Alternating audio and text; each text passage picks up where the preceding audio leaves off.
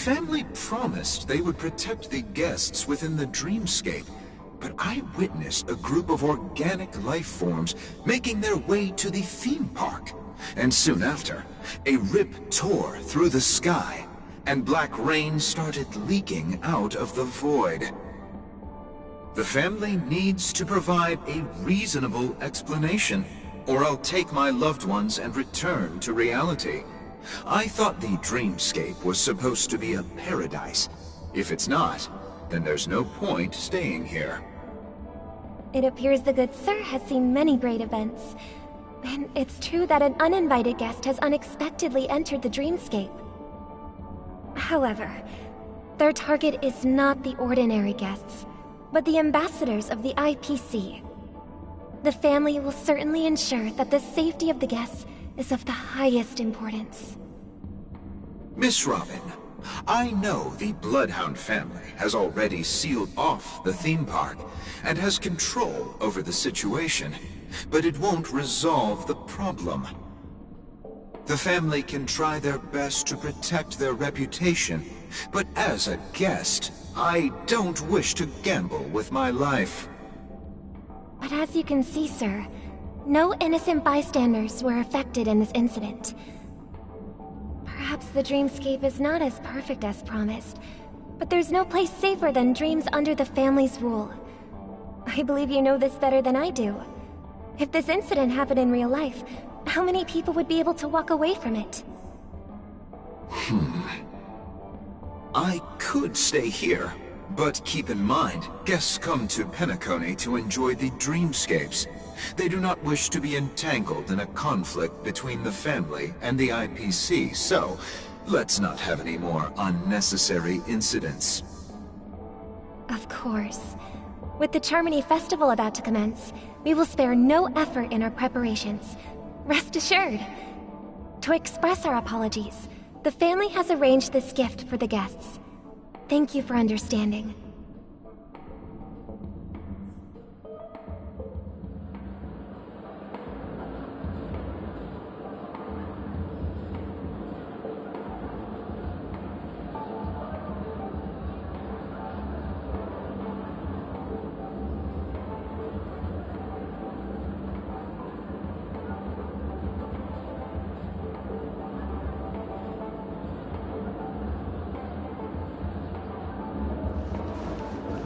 You've had quite a bit...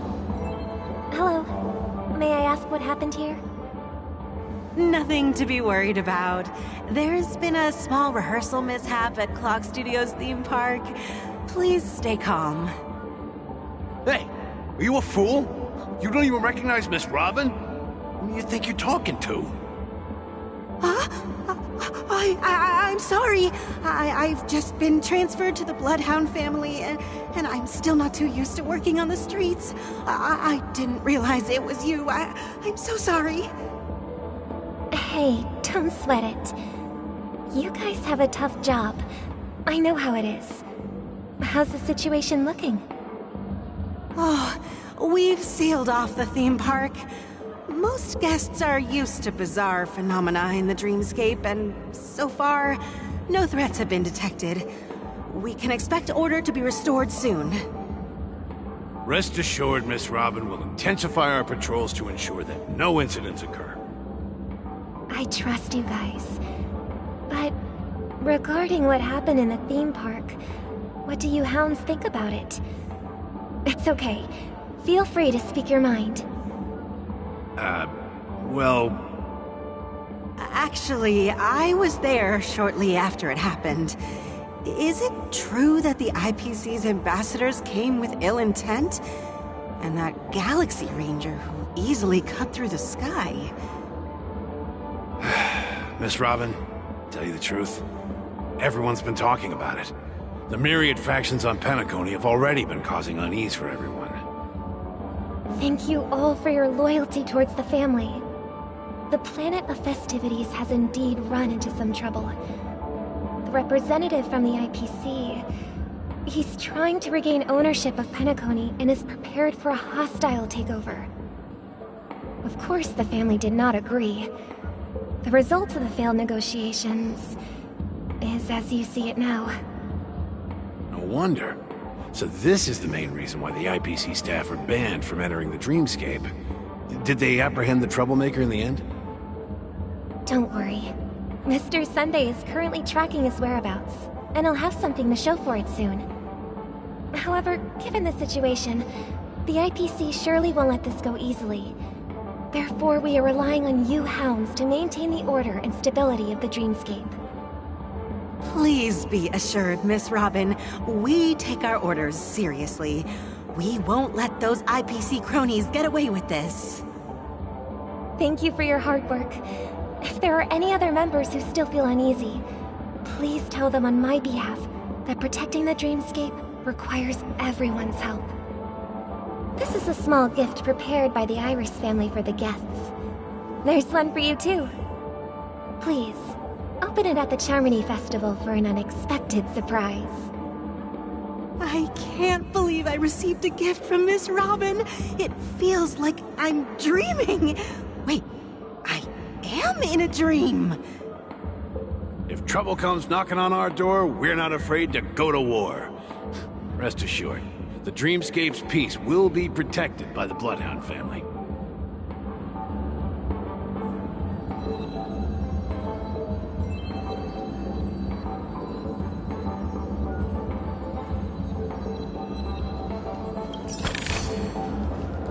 You've had quite a bit to drink.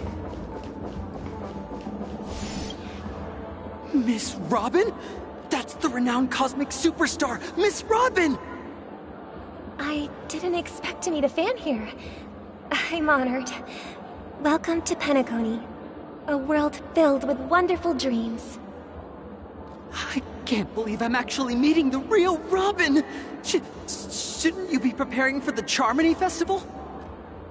Preparation is important, but the ceremony is fundamentally about sharing the Great One's harmony with everyone.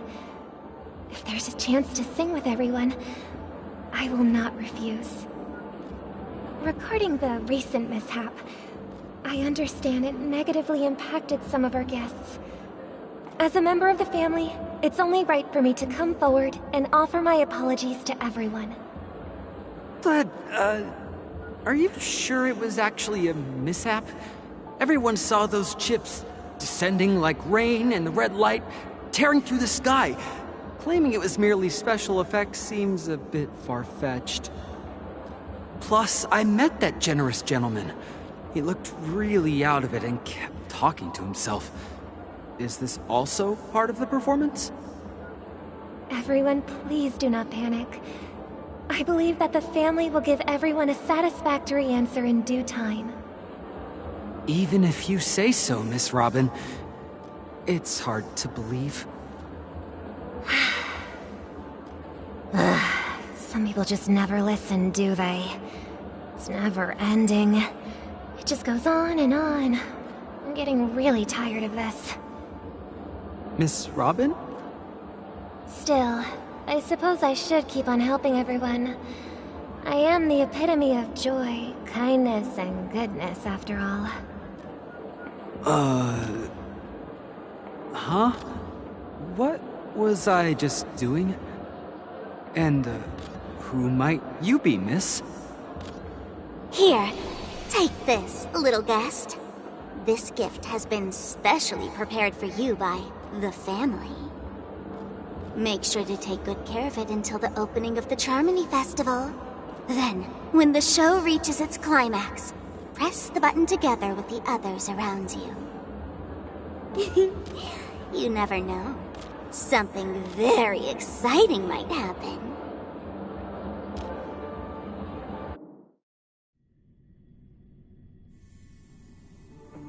We're back to where it all began. You entered the golden hour from this place.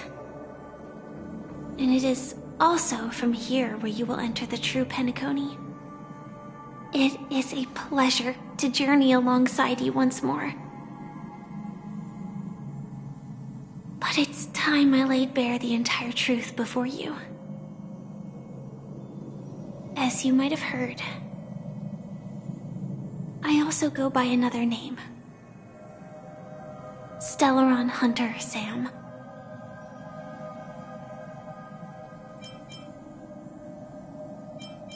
I'm fine. Sorry, I hope I haven't scared you. I know you have many questions. Do you remember when we encountered death in that strange dreamscape? When I was caught by that meme? In that instant before it killed me? I saw the reflection of another dreamscape in its ghastly pupils. So, following the clues in the script, I came up with some theories about the meme. That's why I instructed Silverwolf to issue invitations, drawing everyone to the Dreams Hotel. I intended to call upon death before you arrived, to solve the riddle using more direct means, and then invite you to join. However, contrary to my wishes, I couldn't defy the script, and I didn't get a chance to explain it to you. It is how you see now.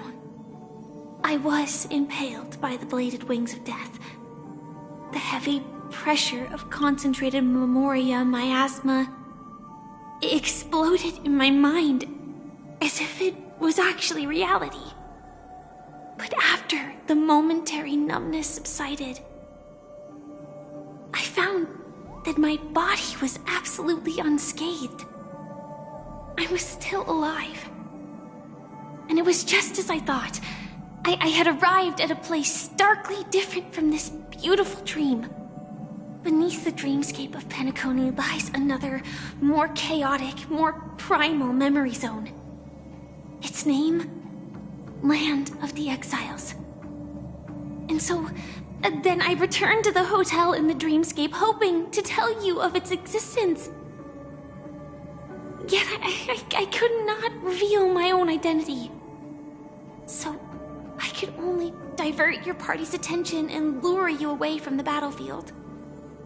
And after, all my attempts proved futile. It wasn't until not long ago, when a crimson blade of light shattered the high wall of the dream, causing you all to fall far into the abyssal depths of the dreamscape, that I was able to awaken you and your companions one by one. And that's it. That is all that's happened so far.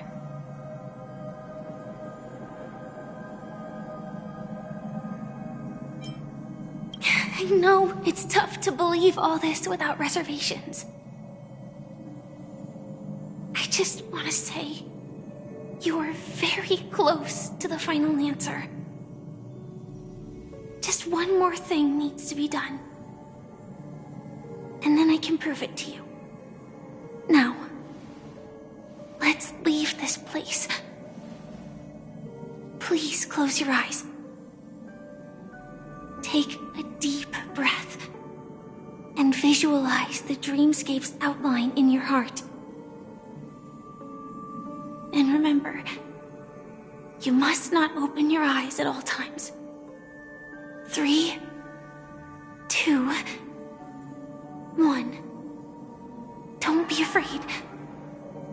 The one who has come to greet us has arrived.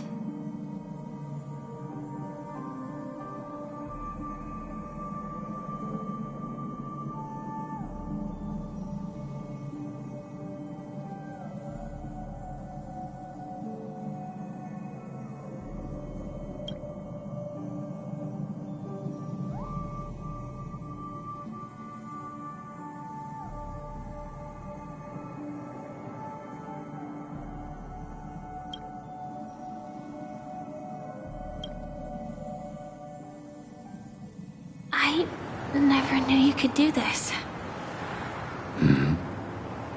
Do you have a driver's license? I do. That is surprising. Why? Because this is Japella, the city of sins?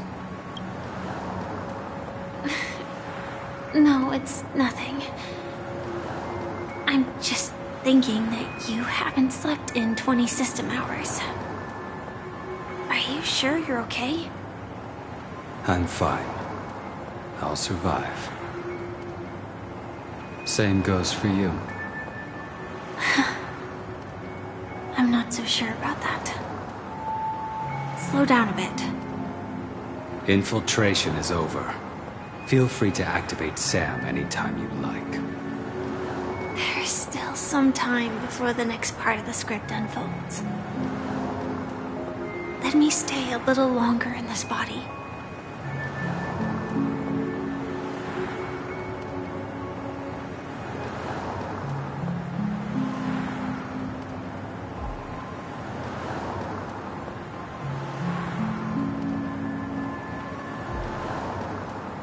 Such a long tunnel. Didn't feel this long when I set off. In half a system hour, it will lead us to Kafka. And then comes the downfall of the Japella Brotherhood.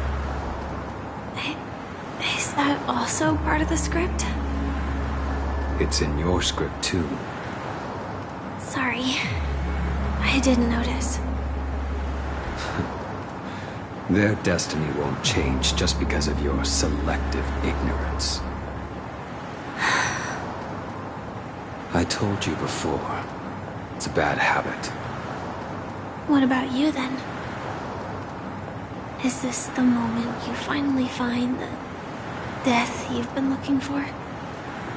As always, it's a blank slate. It's not on this planet. Why the sudden inquiry? Because I'm currently in a car with a sleep-deprived driver. I just want to get there in one piece. This car has full self-driving capabilities. I'll just put my hand on the steering wheel. Will that do? Hey, don't take everything so seriously. Elio would always say there's only one type of destiny. The inescapable type. He can see the future, and we, likewise, are aware of our predetermined end. But before that moment arrives, we can still choose what we do. We all have this right, don't we? After today, Japella's name will disappear from cosmic history, and the Everflame Mansion will take its place. In the not-too-distant future, you'll receive an invitation. That's your next stop. Land of the Dreams. Penacony. I hope you find whatever you seek there. Be it answers or salvation.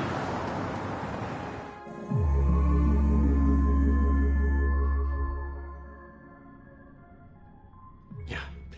Glad to see you're safe and sound.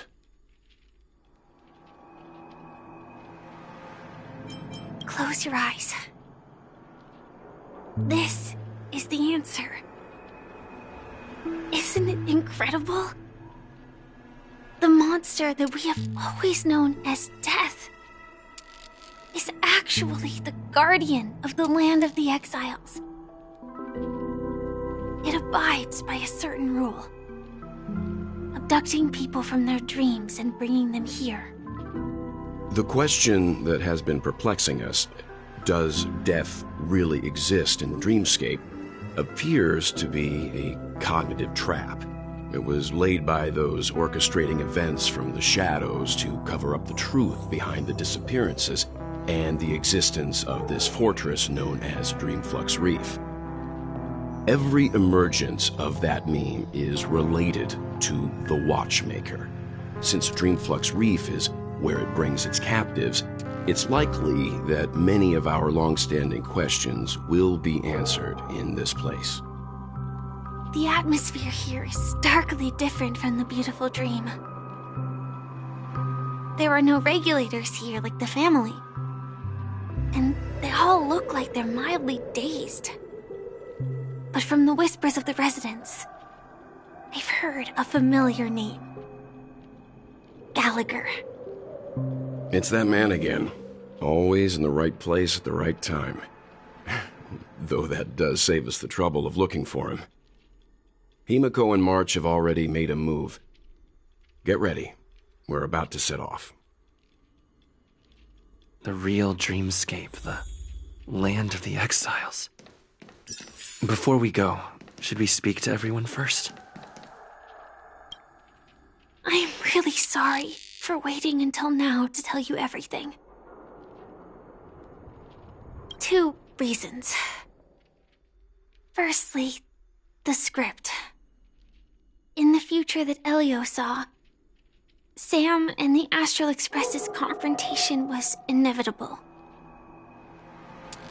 I tried to break the shackles of the prophecy, but this is as far as I could go. That aside, there were also my personal motives. I wished to travel with you as Firefly, and not Sam.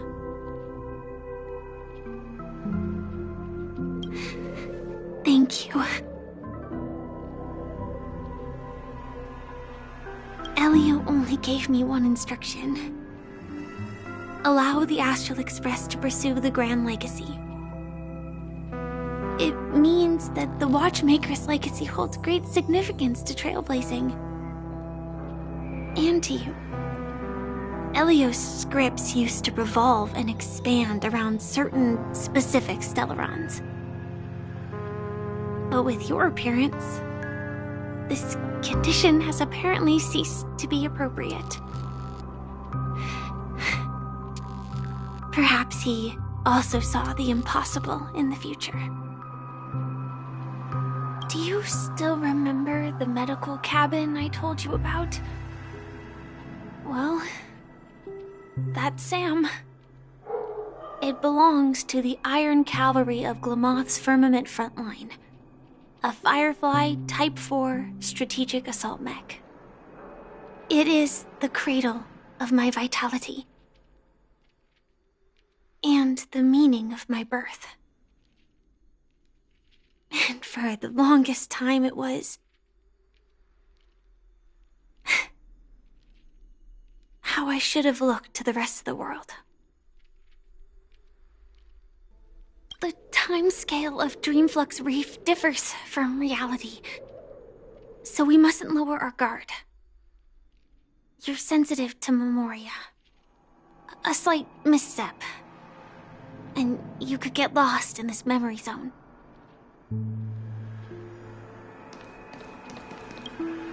Something on your mind? Let's talk about it. No wonder Miss Acheron is so averse to drawing her blade. It's hard to imagine such terrifying power could reside in an ordinary sheath. If it weren't for the fact that Aventurine's power originated from the preservation, the entire dreamscape would have been affected. Don't feel burdened by this. Even without that Stellaron inside you, Aventurine would still have found other methods to accomplish his goal. Let's just believe in Miss Acheron. And given her prowess, I don't think we've got anything to worry about. During your investigation, he shared a vital piece of information. Mikhail, the former watchmaker who collaborated with the family to construct the Penacony we're familiar with today, had a falling out with the family for specific reasons. But this is precisely where the problem lies. You were clearly investigating a murder, so then why, as a security officer, is he changing the subject to talk about his past with the watchmaker? And now, with Firefly mentioning his name again, it's hard not to be suspicious. Before we found you, she'd already revealed her Stellaron hunter identity and shared a lot of information. Who would have thought that the Molten Knight's true identity was actually a young girl? For her, this is a secret that she cannot allow others to know. That being the case, I think we can believe she's willing to cooperate. But she didn't reveal all her secrets. I just can't shake the feeling that her situation is different from that of the typical dreamer. And I hope that doesn't lead to any dangerous predicaments. I hope you've regained a little composure. We'll move out when you're ready.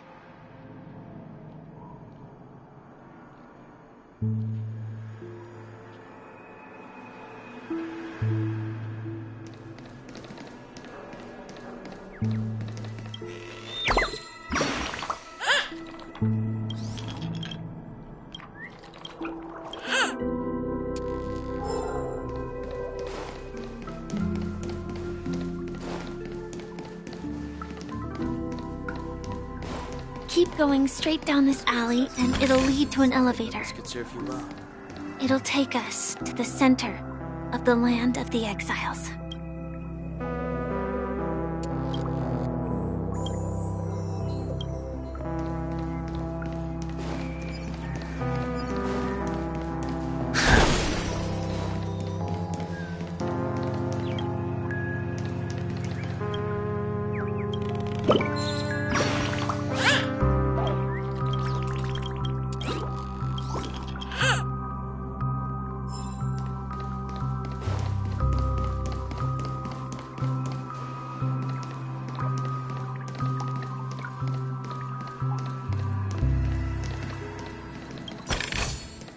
It's all yours.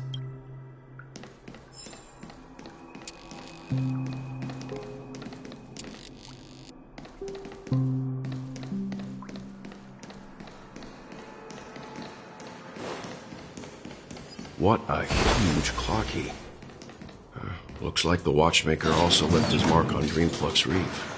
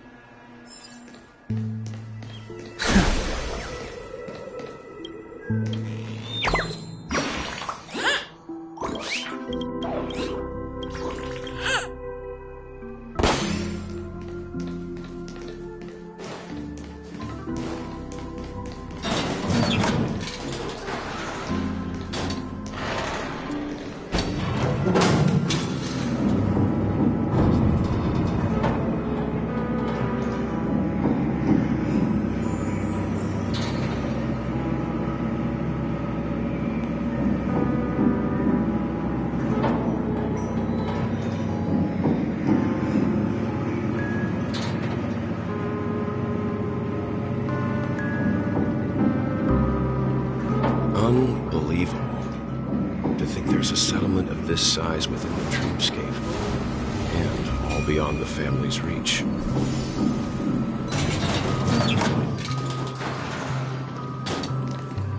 The atmosphere in this fortress is pretty different from that in the beautiful dream. When I first saw it, I was in awe too. The sky here, it's like a reflection of the 12 dreamscapes.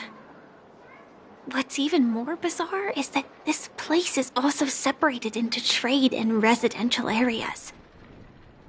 The layout may be simple, but the facilities are very comprehensive. It seems that there are quite a number of people living here. Though both dreamscapes have distinct styles, the architectural designs are quite similar. Works of the same hand, perhaps. Hard not to speculate on the connection. But there's no point in overthinking things. Let's meet up with Himiko and the others first. Take a right turn at the end of this road and you'll reach the trade district. There are more people there. And perhaps someone knows where she is. Not coming with us? The Astral Express likely needs room for some internal deliberation. In the meantime, I'll try and locate Gallagher. Sure. Let's reconnect later. Letting her go was the right decision. Further observations are needed before we decide whether to trust her. But first, there's someone I need to talk to. let's go. I'm sure you've already noticed him.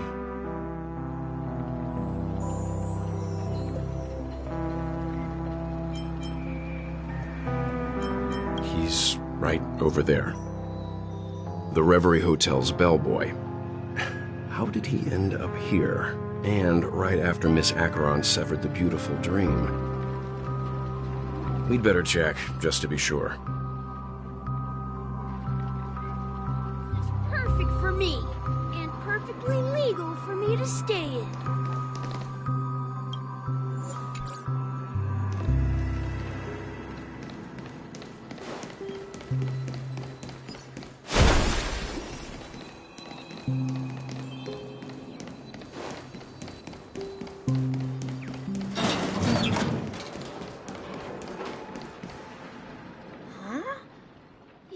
Guest from before.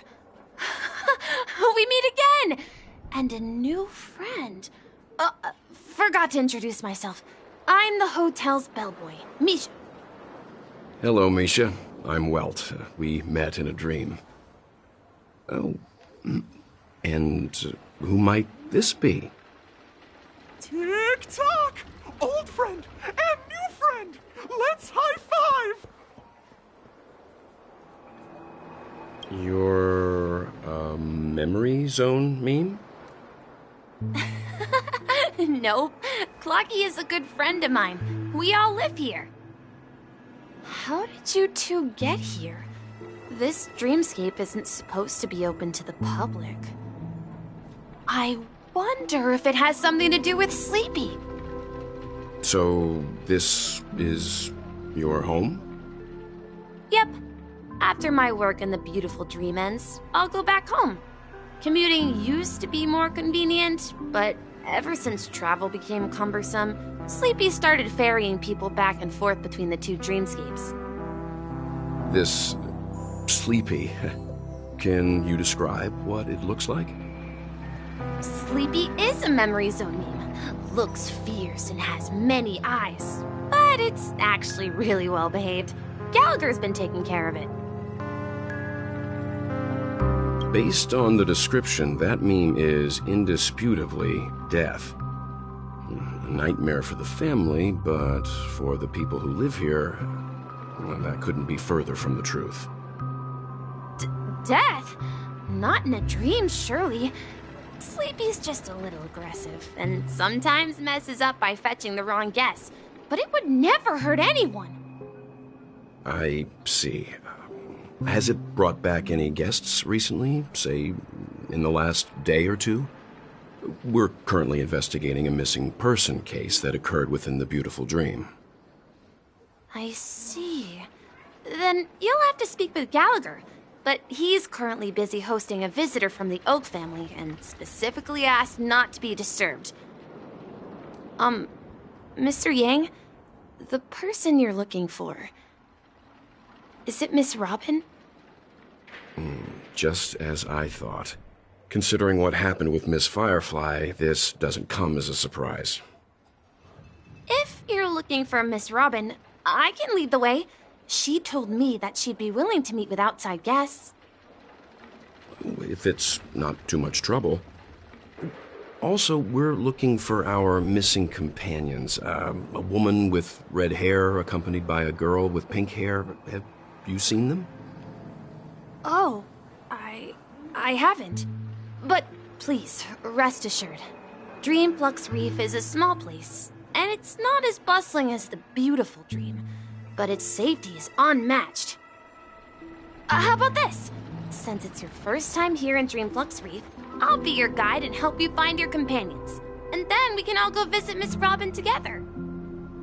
She's gone to Mrs. Grace's to visit the children. She won't be leaving anytime soon, so there should be enough time. All right then, we'll follow your plan.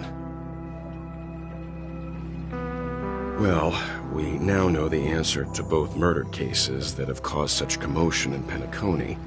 As for the intentions of the mastermind behind it all, we're still none the wiser.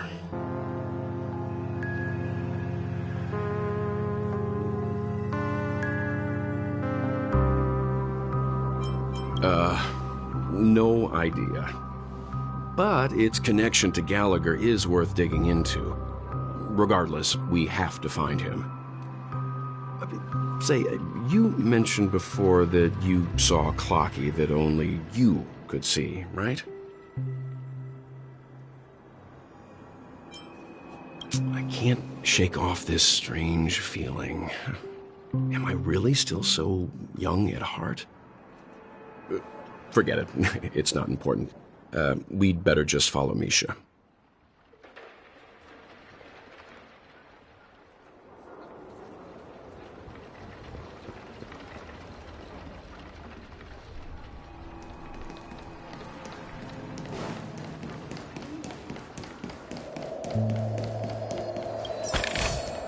This could serve you well. Everyone, look! From here, you can see the most spectacular view of Dreamflux Reef. A black hole?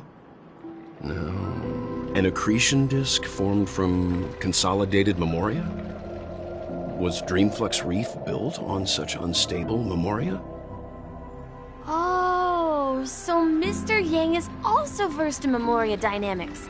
I was just trying to figure out how to explain this huge hole to everyone. I bet you guys have a lot in common with Miss Kami.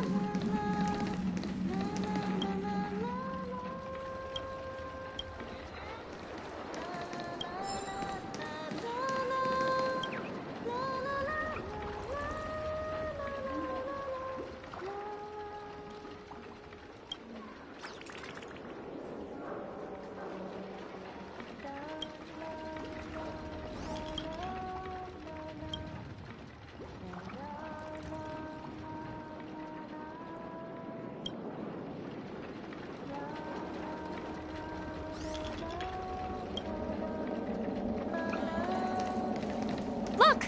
There she is! My calculations are finally done. In another 10 system hours, the above dream will swallow the dream below. My hypothesis was correct. This place will cease to exist as the dream devours everything. Who are you all, and why haven't you left yet? This place is about to disappear.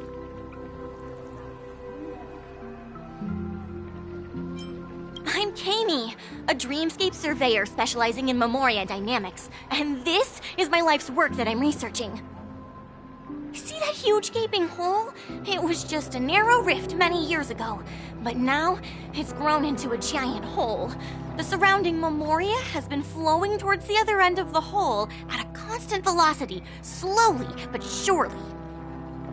But the scary part is, according to my calculations, the flow rate of memoria has recently changed, and it's faster than ever before.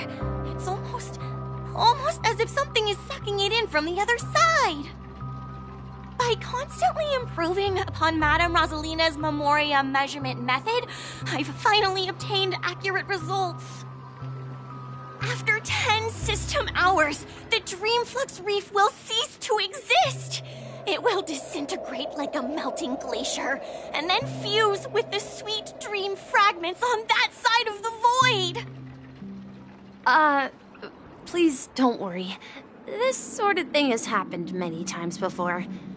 Miss Kami isn't a bad person. She's just a bit lost in her own world. She'll probably realize she's wrong soon enough. You don't say. There was something else that piqued my interest. Who is Madame Rosalina? Oh, do you know her too? Or are you also a fan of Memoria Dynamics? We're very interested in Madame Rosalina's achievements. Could you tell us a little more about them? Why, of course! She's an excellent scholar of Memoria Dynamics, and the first person to apply Memoria rate measurement methodology on interstellar travelers. Regrettably, due to the presence of the Garden of Recollection, ordinary people don't pay much attention to the nature of Memoria. She departed this world without much fame, leaving only a few thin journals behind. I came to Penacony to learn more about my idol, and went to great lengths to seek out Dreamflux Reef, all because this is her final resting place. Prodigies always meet their demise prematurely. If only Madame Rosalina had more time, she would have discovered a way to reverse the flow of Memoria. I felt it. The source is in the Golden Hour. There is a certain anomalous presence stirring the currents of the memory zone. I must uncover more concrete proof. I must convince everyone. Does the name Madame Rosalina sound familiar to you? That's right. It seems like she did a great deal of research and calculations in Dreamflux Reef before abruptly passing away. Miss Katie regularly mentions her. I hear Madame Rosalina passed away during the prison war. She could see the Penacony of today. Its people building homes in the memory zone. I bet she'd be really happy. Perhaps. Our destination is the commercial district. That's where the largest crowds gather in Dreamflux Reef. We might be able to find the others there.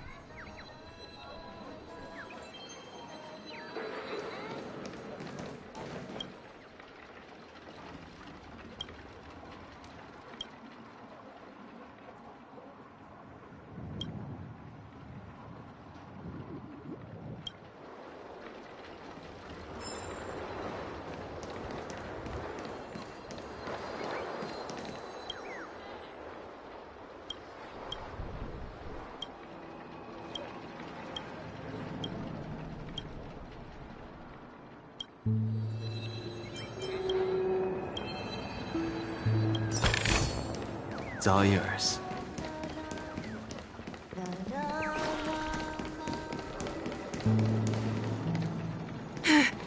Let me go!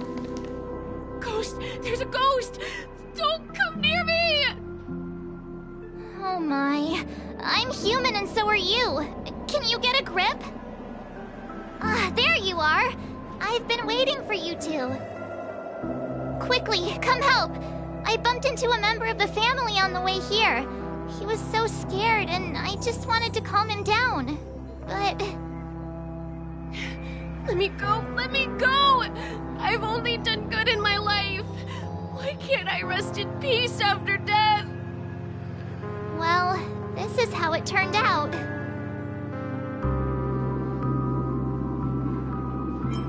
Me? A ghost?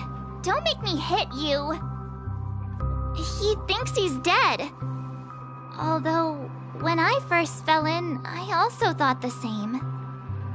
Dear guest, this is not the afterlife. This is Dreamflux Reef. That's right. Did you hear that? Repeat after me.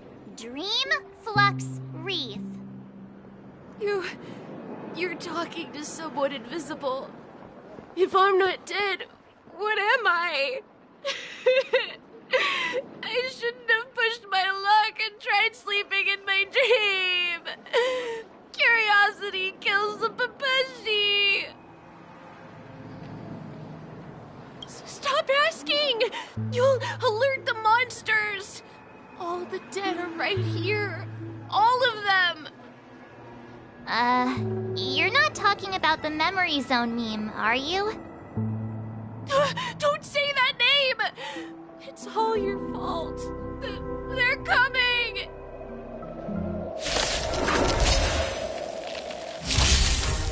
Still in denial. I shall be the judge. Let's be friends. Yeah! 1,000 wonders to raise and fight as one! Heaven surge. Break! Awaken dormant scales. World-cleansing dragon. I'm gonna hold everyone back again! Get that! Inevitable. Recount. Seize the moment. Yeah! I'm scared! Stay put! Get them!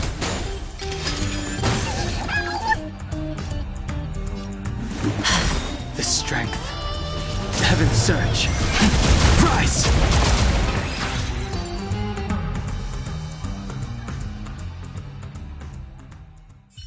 He passed out.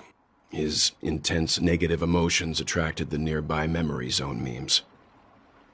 I see. But why aren't the other people around here scared? Unlike in the Sweet Dream, people here don't see memory zone memes as dangerous monsters. And even if they pose a threat, people can easily escape by forcing a wake-up call. But we can't just leave this man here. Can we take him somewhere safe?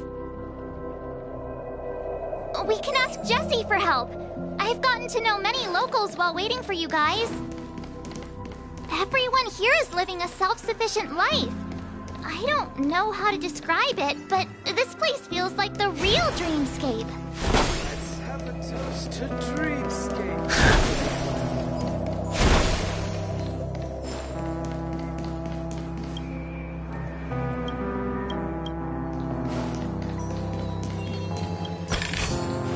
It's all yours.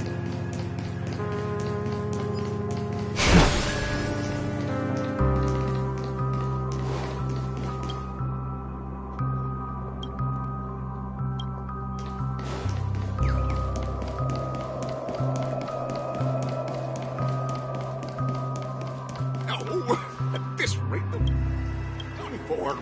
Done for!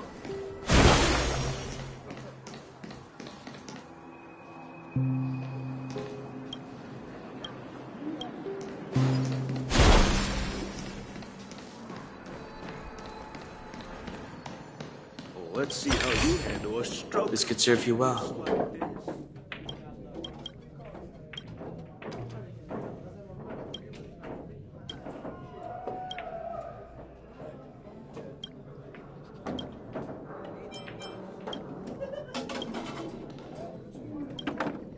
Evening, Jessie.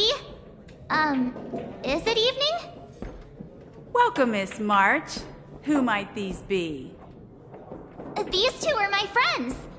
As for the man lying on the ground, he's a scaredy cat who fainted from fright.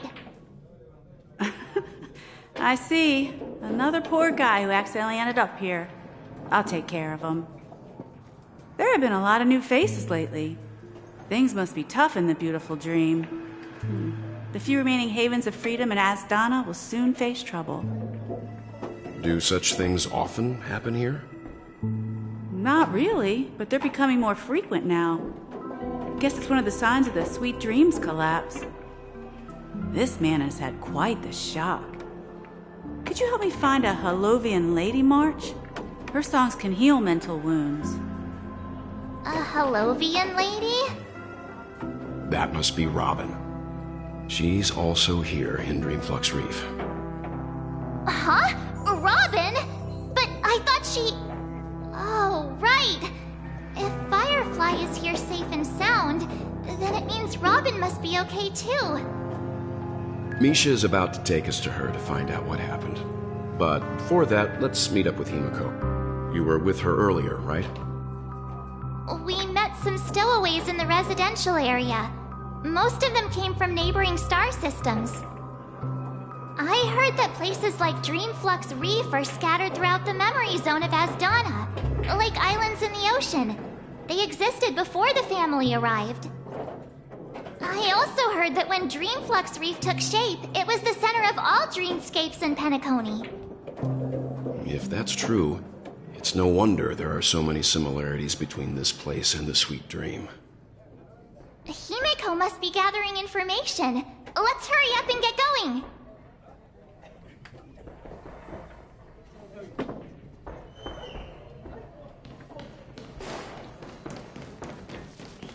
I knew you couldn't hold your liquor. Tried to warn you, too.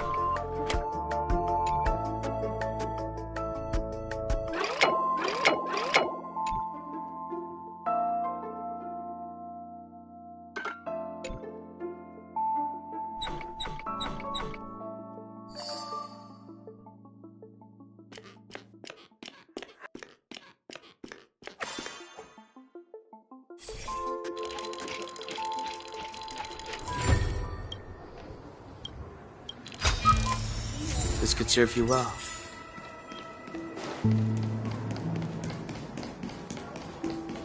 No! At this rate, the family will be done for. This is where we split up. So that's how it is. I never imagined we'd gather the remaining details here. To borrow Gallagher's catchphrase, what an unpredictable twist of fate. Himeko! Here they are! Ah, perfect timing. Now that everyone's here, I'd like to introduce everyone to Micah, who's partly in charge of the Land of the Exiles. Micah, these are my companions. It's a pleasure to meet the Nameless. You know us? I've been keeping an eye on you since the day you arrived in Penacony. We would have met under more appropriate circumstances if Dreamflux Reef hadn't been isolated from the 12 Dreamscapes. Please, allow me to formally introduce myself.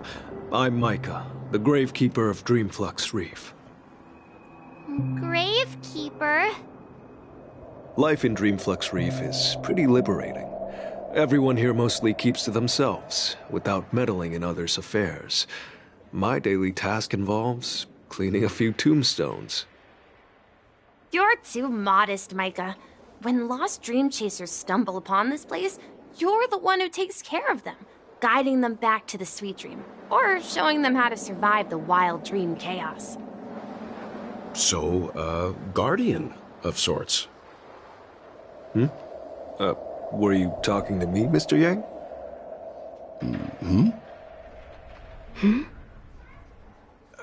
On that note, Mr. Mika, which tombstones are you referring to? We didn't come across any graveyard when we arrived. They're actually just symbolic stones. But since you're curious, Mr. Yang, I'll take you there. I have a feeling you might find something of interest there. But before that, you have an important guest joining you. An important guest? Who could it be? This way, please. The roads here in Dreamflux Reef are a bit run down, so watch your step. I remember when this place was all...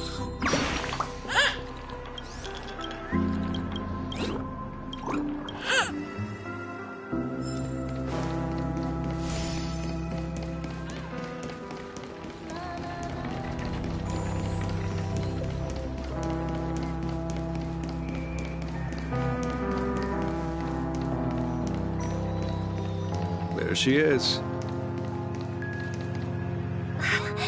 Everyone sang so wonderfully. It's not often that I tried this music style, but I've gained some valuable insights from it. Oh, I can't thank you enough, Robin. Well, these kids have made incredible progress in only a few days. It was nothing, Grace. I merely taught them how to sing. It was you who brought hope into their lives. Life must be quite difficult for them in reality, I imagine. That's right. Whenever it's time to say goodbye to these kids, they're reluctant to leave. But I've explored every corner of Dreamflux Reef, talked to everyone I met, and they all told me the same thing. This shattered dream is not worth clinging to. It seems you truly are a child of the Harmony. Emma and Andy are orphans I took under my wing. Carol there, with her blind eyes, used to work at a nutrition center in the outer ring of Penacony. And as for Gary, he's been living with autism since he was a child. They're not old enough to enter the sweet dream managed by the family. If we compare people to birds, these kids are like fledglings with impaired wings. But in this dream, well, they can fly freely. Even if they stumble along the way, well, they're still relying on their own strength. And me, an old lady with no legs. Well, without this dream, I couldn't even walk toward them. I'm glad that you found a new life here in Penacony. It's just... Don't worry, Robin. Dreams have their significance, but they aren't everything. Both the children and I understand this. No matter how long we fly through this dream, we will one day return to reality. But you know what? Emma and Gary aren't plagued by their insecurities anymore. No, and Carol is learning how to cope with her blindness. And Andy is livelier than ever. Well, even I've become more optimistic. You see, in dreams, we learn how to live. Once we return to reality, we learn how to survive. And should our feathers be damaged, then we share our wings with one another. There's no need to covet an illusory sky in dreams, because we have the right and the ability to fly towards a broader horizon. It's a relief to see you safe and sound, Miss Robin. It's nice to see you all again, Astral Express crew. I heard my disappearance caused quite the commotion out there. I'm really sorry about that. Since you're here, can we assume that you're fully aware of the situation in Penacony? Ever since I returned to Penacony, my voice started to change, until it gradually faded away. At first, I thought it was a temporary ailment, perhaps due to having been away too long. I thought maybe it just takes some time for my body to acclimate to the high concentration of Memoria and Asdana. But now it seems the root of the problem goes way beyond me. There are elements around me that don't align with the harmony. And losing my voice is just one of the signs of the Sweet Dreams collapse. The Sweet Dreams collapse. That memo keeper mentioned the same thing. So it's real. While I was away from Penacony, the boundaries of the 12 dreamscapes kept expanding outward. Whenever I mentioned the anomalies in the dream, all the family heads refused to talk about it. Only my brother was willing to respond. Later, I discovered the secret letters from the IPC ambassador, which further convinced me that there are hidden secrets beneath the surface of Penacony. So, following the clues in the Oak family's dossiers, I found my way here. The land of the exiles, concealed by the family under the guise of death. A dream within a dream, where Penacony's past is buried. Hearing you speak, it sounds as if your voice has made somewhat of a recovery. I hate to admit it, but the harmony in this place resonates more broadly than within the Sweet Dream. It's regrettable, but the family has experienced betrayal. The traitor, or traitors, abandoned their original principles and, using the name of harmony, exploited people's weaknesses to turn Penacony into the planet of festivities, trapping everyone in the illusion of the Sweet Dream. This is not the strong defending the weak, but rather the strong exploiting the weak. A world without equality won't ever be favored by the harmony. And naturally, those voices blessed by them have lost the ability to sing. Could there be another force influencing the family's shift in philosophy, Miss Robin? Considering what happened with Acheron, it's difficult to conceive of another entity within the realm of the harmony capable of influencing everyone. Unless a power surpassing that of an emanator is involved. I'd heard about what happened to the Xianzhou Alliance, but as far as I'm aware, the family hasn't faced any such external interventions. Who knows?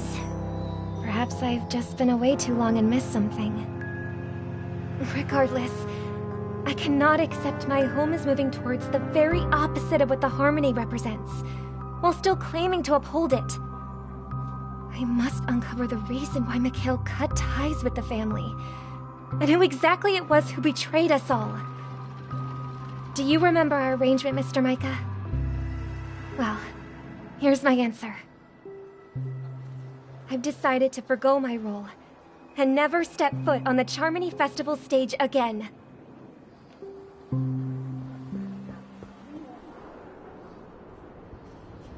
Look here, brother. A little bird. Looks like a fledgling Charmony dove. But Charmony doves don't live here. So how did this little bird get here? Maybe its parents abandoned it? It looks weak and frail. Why don't we find something soft and make a nest for it? This place is too dangerous for a fledgling. Let's take it with us. We can put it on the wooden shelf in front of your window. Okay. A bird like that must have a beautiful singing voice. But where will it live? I'll ask the family head to build a cage for it. A cage? But then it won't have the freedom to fly, right? Let's see. What is it that has captured the attention of the two best interpreters of the Great One?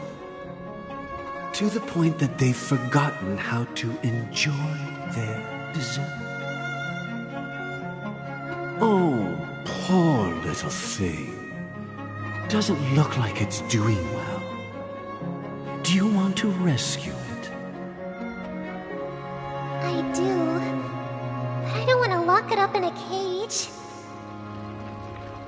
Why? Even if it's small and not fully feathered and can't sing, it didn't come into this world just to be locked up in a cage. Birds belong to the sky. That's quite the romantic idea. And what about you, a young scholar? Do you agree with your sister? I think she's right. But if we leave it out in the wild, it won't survive for more than a few days at best. Ah, I see.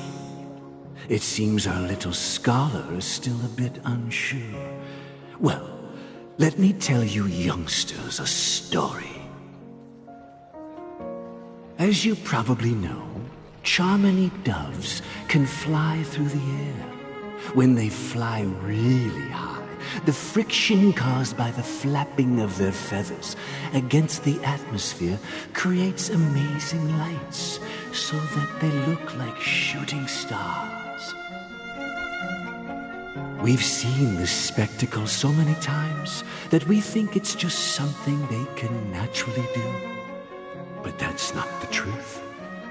Their radiant display is the result of countless struggles against nature over generations. Their ancestors were too weak to survive on the ground, so to escape predators, they started seeking new opportunities in the air. After countless attempts by many generations, one of them finally figured out how to fly. It soared into the sky and never looked back at the ground again. So, you mean birds aren't born to fly, but they find a way to do it through their determination, right? Well, that's an idealistic way of putting it. So, what are your thoughts, Sunday?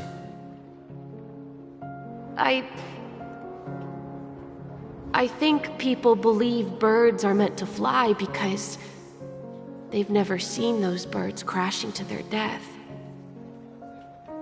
That's an interesting perspective. So, have you decided what to do with the bird now? For now, I'll keep it in a cage until it can take care of itself because I want it to live, no matter what. Well said, kids. It seems each of you has found your own answer. Your insights are truly remarkable. And I hope they come true in their own way. take good care of it. Won't we, brother? Yeah. But, Mr. Gopherwood, there's one thing I don't quite understand. And what might that be, my son? What if this little Charmony dove never learns to fly in the end? I mean, if there are fledglings in this world that can never fly throughout their lives, should we let them go back to the sky, only to see them crash to the ground and die? Talking in your sleep, Birdie? Time to wake up.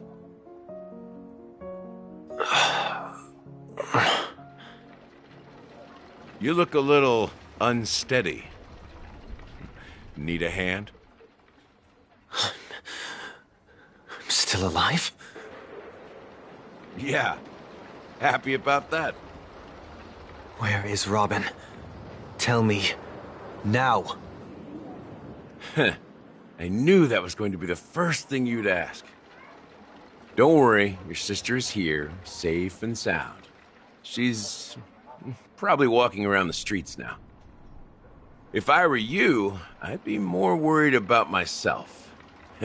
After all, right in front of you is the guy who just stabbed you in the chest with a dagger. If you wanted to kill me, you wouldn't give me the chance to speak. Just tell me your demands, lackey of the Watchmaker. So, you figured out who I am, huh? No wonder you had the guts to go against the Dream Master and the Four Families. Looks like I made the right choice. Choice? You are aware of my plan and see through my fictionology. Time is running out, so let's drop the charades. I'm suggesting we cooperate. Cooperate? What makes you think I'd cooperate with you? The fact that the famous Robin has chosen my side. Plus, some clues about a traitor and a bright future for Penacony. Any of that catch your interest? I find it hard to believe a man who's full of deception. Fine. You don't have to trust me. What you should trust is the sense of justice inside of you. Show me Robin first. All right, as you wish. Here she is. Huh? What's your trick this time? Just kidding. I mean, this lady will lead us to Robin, right? And the crew, too. There are too many people who you owe an explanation. That'd be great. Please follow me, Honorable Oak Family Head. Now, all the actors are on the stage.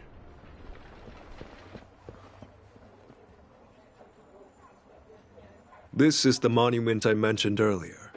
The names inscribed on it should be familiar to all of you. Rosalina and Tiernan. When Penacony was known as a frontier prison, it was the Trailblazers who connected it with the stars. They were the heroes who saved Asdana, and their names deserve to be immortalized. Not just on this small stone tablet, but in the annals of history for all of time. However, today, the planet of festivities is nothing but sweet dreams. That heavy piece of history is all a distant memory. Just like that prison. If their names are inscribed here, then that means... According to Micah, they died long ago. Rosalina was killed during the War of Independence. She ventured alone into the heart of the star system to investigate the flow of Memoria, but she never returned. Tiernan was a skilled gunslinger, strong and reliable. He led the people through countless battles, but he didn't live long enough to witness the arrival of true peace. In the decade following the war, Penacony faced challenges internal and external. To protect Asdana, Tiernan picked up the way of the Trailblaze again, and led the Lampmoth family to explore beyond the system, only to be surrounded and wiped out by the swarm. Though I had expected as much, the tales of these heroes truly are sorrowful. True to the title of Trailblazer, they spent their lives venturing into the unknown. But what about this tablet? There are no names carved on it. When Dreamflux Reef was created, its owner was still alive. However, he insisted on erecting a monument for himself, saying that it will happen someday. Here we meet again. Everyone from the Astral Express. Robin.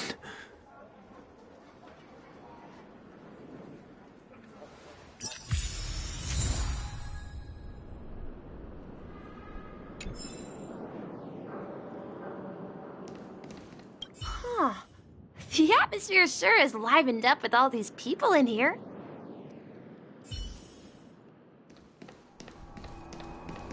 Brother. There's no need for words. You're safe, and that's all that matters. Well, I did my job. I gathered everyone here. Gallagher will explain the rest to you.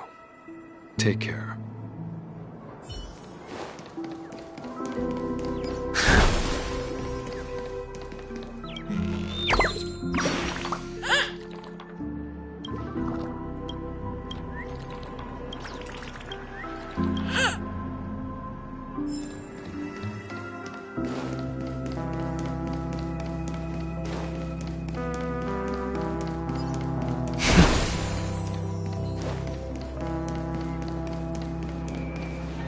I brought Gallagher here.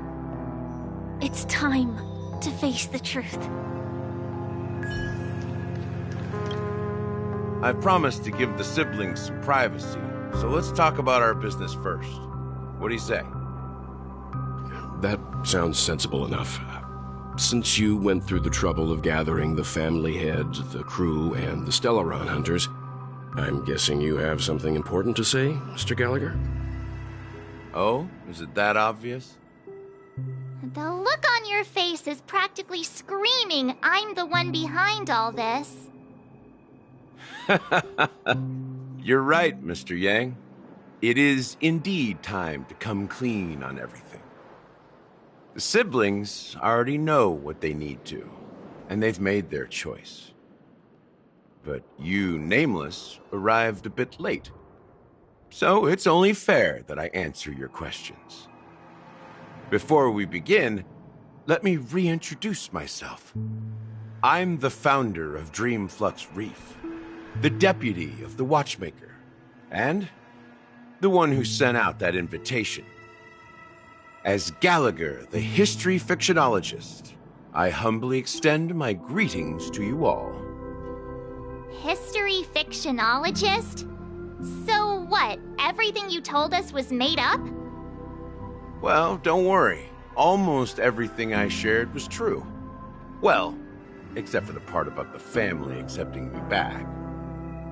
I double-checked with Micah, and everything he said about the family, the Watchmaker, and Mikhail is true.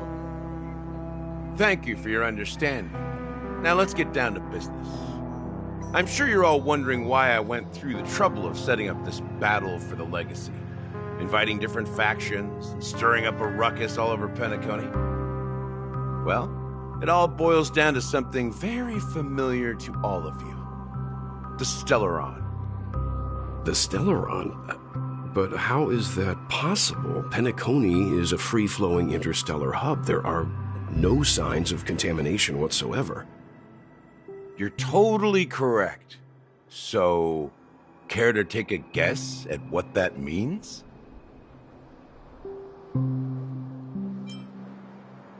How keen. Well, what should I say? I expected nothing less from the person here who is the most familiar with Stellarons. The sweet dream doesn't come out of thin air. If you think of the memory zone as the sea, creating the land of the dreams is like filling that wild ocean with earth to make an island. To achieve this feat, Without the help of an Emanator of Remembrance or Enigmata, the only way is to use a Stellaron. And that's not something you can achieve with a simple wish. It requires vast quantities of knowledge, time, and manpower. I'm sure you get what I'm hinting at. In Azdana, the planet of festivities itself is a Stellaron disaster. The planet of festivities itself is a Stellaron disaster? It all started a long time ago, back when the Watchmaker and his crew liberated the frontier prison. They faced countless challenges as they began building Penacony from the ground up. That's when the idea of using the Stellaron came into play. The Stellaron first entered the Azdana system during the war. The Nameless warned everyone against the folly of attempting to tamper with such a power, and most heeded their words. But there are always people in the shadows with ulterior motives. The turning point came after Tiernan's death. With two of the Nameless gone, the Watchmaker had to go to the front lines. It was at that moment his rivals saw an opportunity. By the time a representative from the Montour Systems family arrived at the Watchmaker's call, the Stellaron had already been activated and was seeping into the primordial synesthesia dreamscape. And I suppose the family happened to possess the knowledge to seal the Stellaron? Not just that. They knew far more about the Stellaron than the average person. They helped Mikhail swiftly quell the civil unrest and played a part in building Penacony under the disguise of the Harmony. Those 3 eras were known as the Age of Dreaming.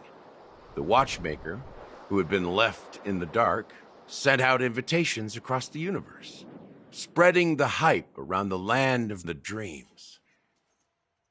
Then, how did they turn against each other? Remember the island in the ocean metaphor? The truth is, the Stellaron was never truly sealed. It existed in a different form within the dreamscape. Think about this. What would it cost to create and maintain such a lavish dreamland? It's people's lives. The opulent dream is built upon the decay of spirits, with a toxic elixir called pleasure flowing through the dreamscape. It tempts people to indulge in the dreamscape, and gradually their minds succumb, becoming nourishment for the sweet dream. Confusion, laziness, and cowardice, weaknesses that plague humanity, were magnified and nourished by the family. Penacony became a new kind of prison, even more impenetrable than the previous one. Sadly, we realized this far too late. By then, the family had a firm grip on Penacony, swiftly quelling any opposition that arose. At my wit's end, I had to use the power of the Enigmata, and sought refuge in this chaotic memory zone. Over the years, I fabricated a meme within this dream for our use. Dormancy. That's its real name. We exploited a loophole. You see, regular people can't fall asleep again while they are inside the dreamscape. So this is the true meaning of the impossible.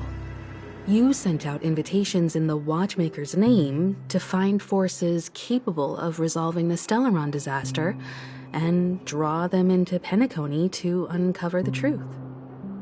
It's not just that. Above all, I wanted to see what happens when the major factions engage in a struggle for the legacy. Since this is the Watchmaker's first announcement in decades, the traitor within the family is bound to reveal themselves. So, the legacy is just a facade. If you want to consider the Stellaron as the legacy, I'm totally fine with that. If that's the case, where is the Stellaron now? That's a question for Mr. Wings. The Stellaron is still under the family's control, and as the head of the Oak family, I'm sure he holds all the answers.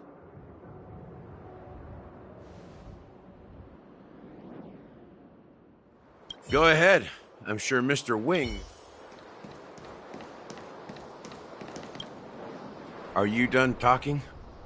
So, will you tell us where the Stellaron is? It is the Penacony Grand Theater itself. As I suspected, it's the embodiment of the family. The edifice that first materialized within the Sweet Dream. That's what turned Penacony into its current state. As for the person who employed its power, it is in fact Mr. Gopherwood, the current Dream Master. Well, that was easier than I thought. Did you conduct your own investigation already? Correct. When I was trying to track down the person who murdered my sister, apart from you, Gopherwood was my second suspect. Confronting me first turned out to be a smart move on your part. I didn't have other options. The Dream Master has been elusive, and even the heads of the families can hardly get an audience with him. Moreover, Mr. Gopherwood has been kind to my sister and me. And I didn't want it all to end like this. What do you mean by that? To be honest, my brother and I are also victims of the cancer of all worlds. We grew up as orphans, and were adopted by the family when they came to help. Mr. Gopherwood recognized our potential and brought us to Penacony. But I can't just stand by and watch Mr. Gopherwood become an enemy of the Harmony. I won't use my voice to support an evil cause. I won't step on that stage and sing, no matter who the traitor is, or what orders they give me. I won't let the Charmony Festival become an event that destroys Harmony itself, or the paradise in our dreams. Indeed, for the paradise in our dreams. As the head of the Oak family, I'm responsible for ensuring Penacony's promising future. Robin and I will head into the Sweet Dream and confront the Dream Master. And if it turns out that the family has truly strayed from the Harmony, I'll fight alongside you. We'll put the Charmony Festival on hold and make sure Mr. Gopherwood pays for his blood debt. The enemies you are about to face aren't like this old dog here, who can barely even bark. Since our interests are aligned, why don't we team up? Maybe, just maybe, we'll have a shot at success. We have always been following in the footsteps of our nameless predecessors, and there's no reason to stop now. Yeah, we Nameless won't back down from a challenge. Isn't that right, Mr. Trailblazer?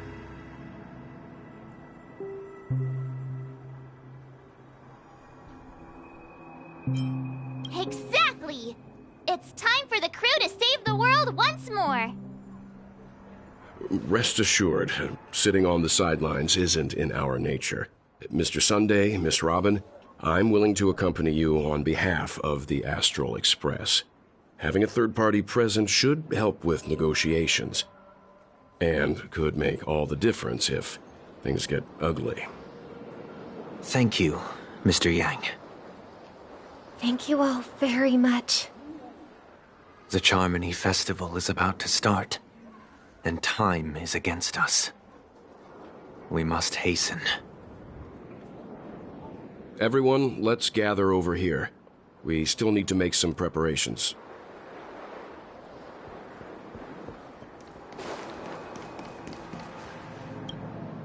I may have been quick to step up to the plate, but confronting the Dream Master could be a very dangerous affair. Huh? Even you're saying that, Mr. Yang? How powerful is that Dream Master? He's the leader of the families of Penacony, and he has the entire power of the Harmony behind him, not to mention the Stellaron in his possession. We must proceed with great caution. Maybe you can just stay behind this time, Mr. Yang? No, that won't do. Even if we count Robin as an ally, something felt off about Mr. Sunday just now. Although, I can't quite put my finger on it. I have to make sure he won't turn against us when things start to get dicey. You're still carrying the keepsake the IPC envoy gave you, right? May I borrow it for a moment?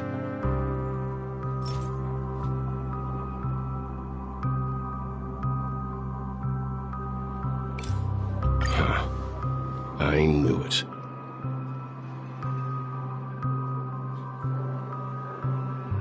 As I suspected, this chip Aventurine gave to you is actually a miniature transmitter.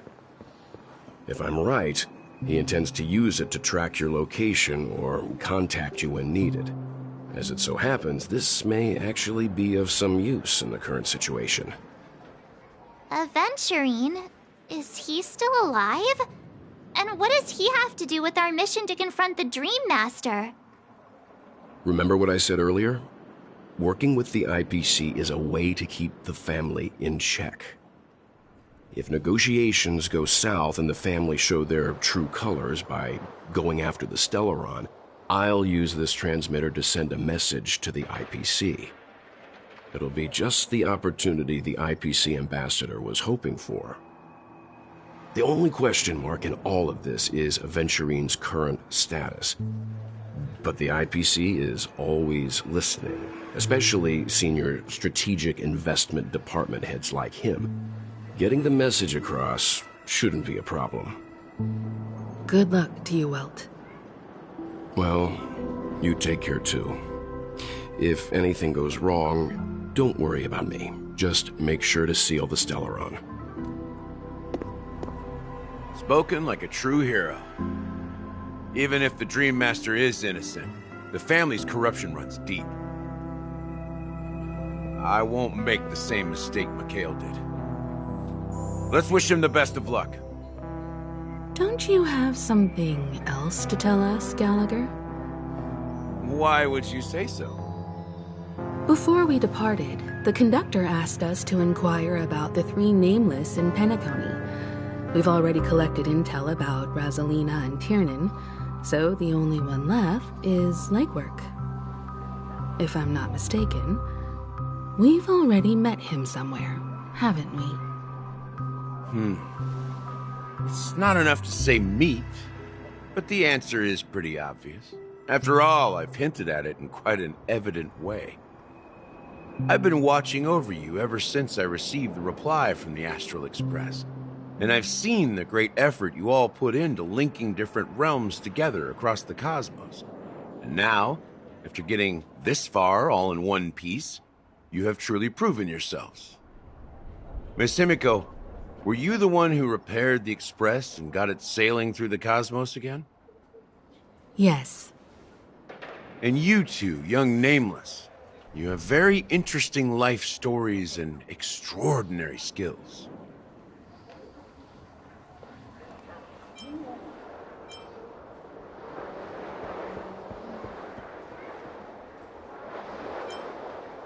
What?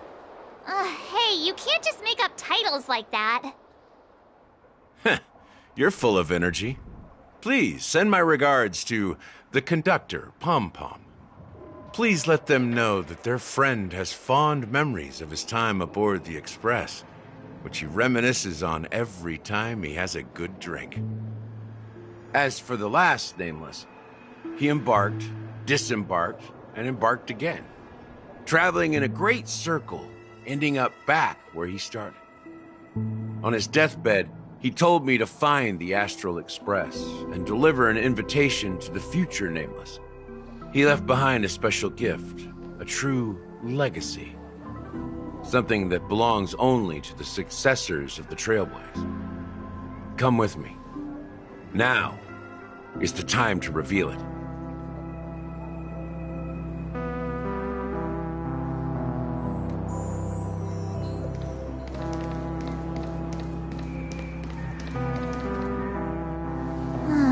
Back here again.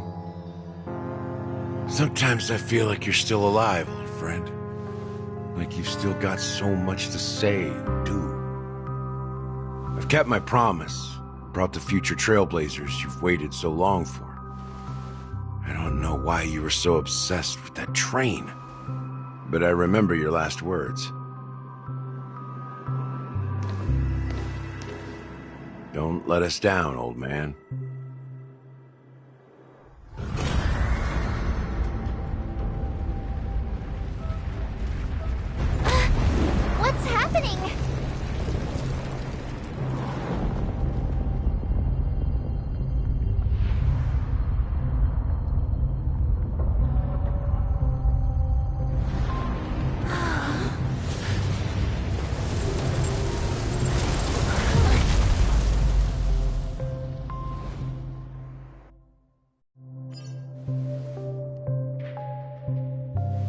Go ahead. His resting place lies in the garden up ahead. The first and last nameless of Penacony. Mikhail Char Legward, the Watchmaker.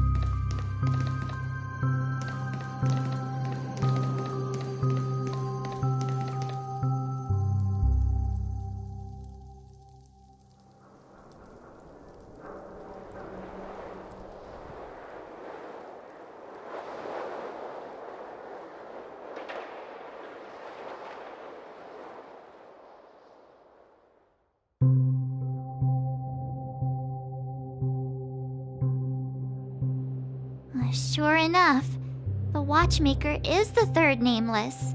Even I could guess that one. The legacy he left behind was a dream bubble. I believe inside that bubble, there's something that holds meaning only for the nameless. After all, when I checked its contents, I found nothing inside. Maybe some Trailblaze runes? Even more enigmatic than me. Well, let's have a look.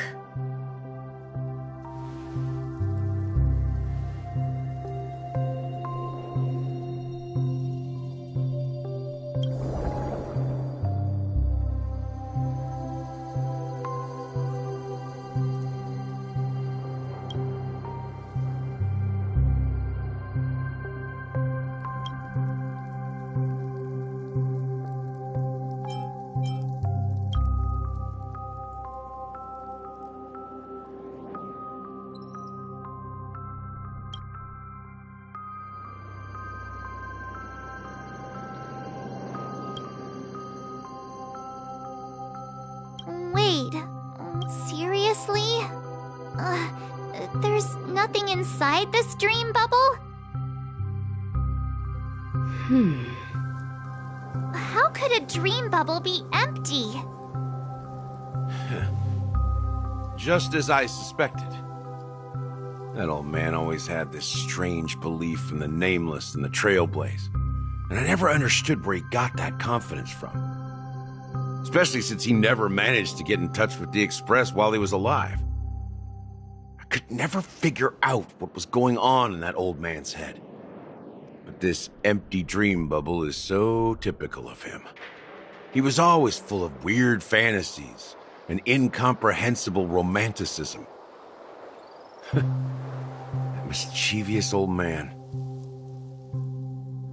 Well, I didn't expect him to leave anything concrete behind anyway. Don't think that's the case, Gallagher. I'm sure Mikhail has left us the most precious thing of all. Don't start getting all philosophical on me, all right? Just as Mikhail believes in the nameless of the future, we unconditionally believe in the nameless of the past. How could they leave with regrets for the future when they were ready to dedicate their lives to the land they loved? There must be something contained in this dream bubble. It's just we haven't figured it out yet. You also have faith in the Watchmaker, don't you, Gallagher? Well, I'm a follower of the Enigmata. My philosophy forbids me to have faith in anything. That's why I understand what faith means in the path of Trailblaze. And I also want to know what he left behind. I'll leave it to you guys then. Can I borrow your pet? I need to make a trip back to Golden Hour and check something at the Dreamscape sales store. It's for Mikhail, and for the future of Penacony.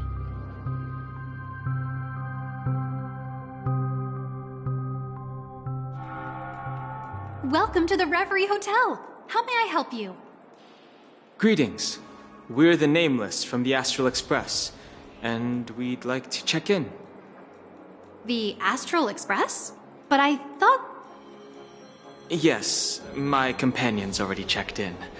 My name is Dan Hung, and I believe my personal information is recorded in your system. I see, but your companion said you wouldn't be coming due to a change of plans. Now the plans have changed again. And you are... Me? I'm Pom Pom, a new Nameless who's also with the Astral Express. He's my fellow trailblazer. We responded to the family's invitation before he boarded the express, so he wasn't registered in your system. Is it possible to accommodate him as well? Oh, I see. Another one of the Nameless had a similar situation. Seems like a lot of people are joining the Trailblaze these days. Since there's a precedent, it shouldn't be a problem. Just give me a second to contact your companions. I'm sorry, dear guests, but it seems I'm unable to reach the other members of the Astral Express. What do you mean by unable to reach them? My apologies. This is the first time I've encountered a situation like this. However, the system indicates that those guests are still in the Dreamscape. How about this? Give me their room number, and we'll go check on them ourselves. I'm afraid that's not possible. I need to verify both of your identities before I can share any guest information. How about you just wake up someone? Let's say, Welt? I'm sorry, but there are strict rules regarding forced awakening. It cannot be done without the proper clearance. So nothing works, huh? What's your solution then? Are you saying we sleep here? At the reception? Please be patient. We need to contact your companions in order to confirm your identities. And now it seems you need to confirm our identities before you can contact our companions. It seems so. Fudge! Look, nothing personal, but if you can't handle this, go find someone else who can, okay?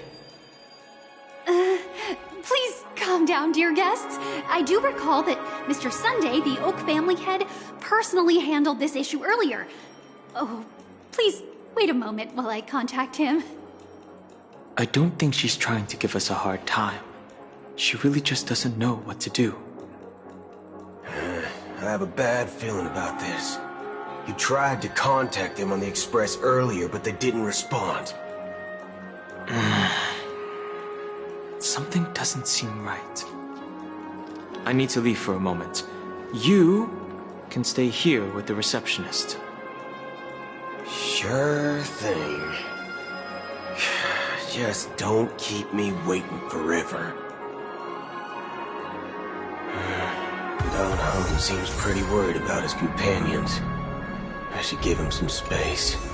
Stressing out about it won't help anything.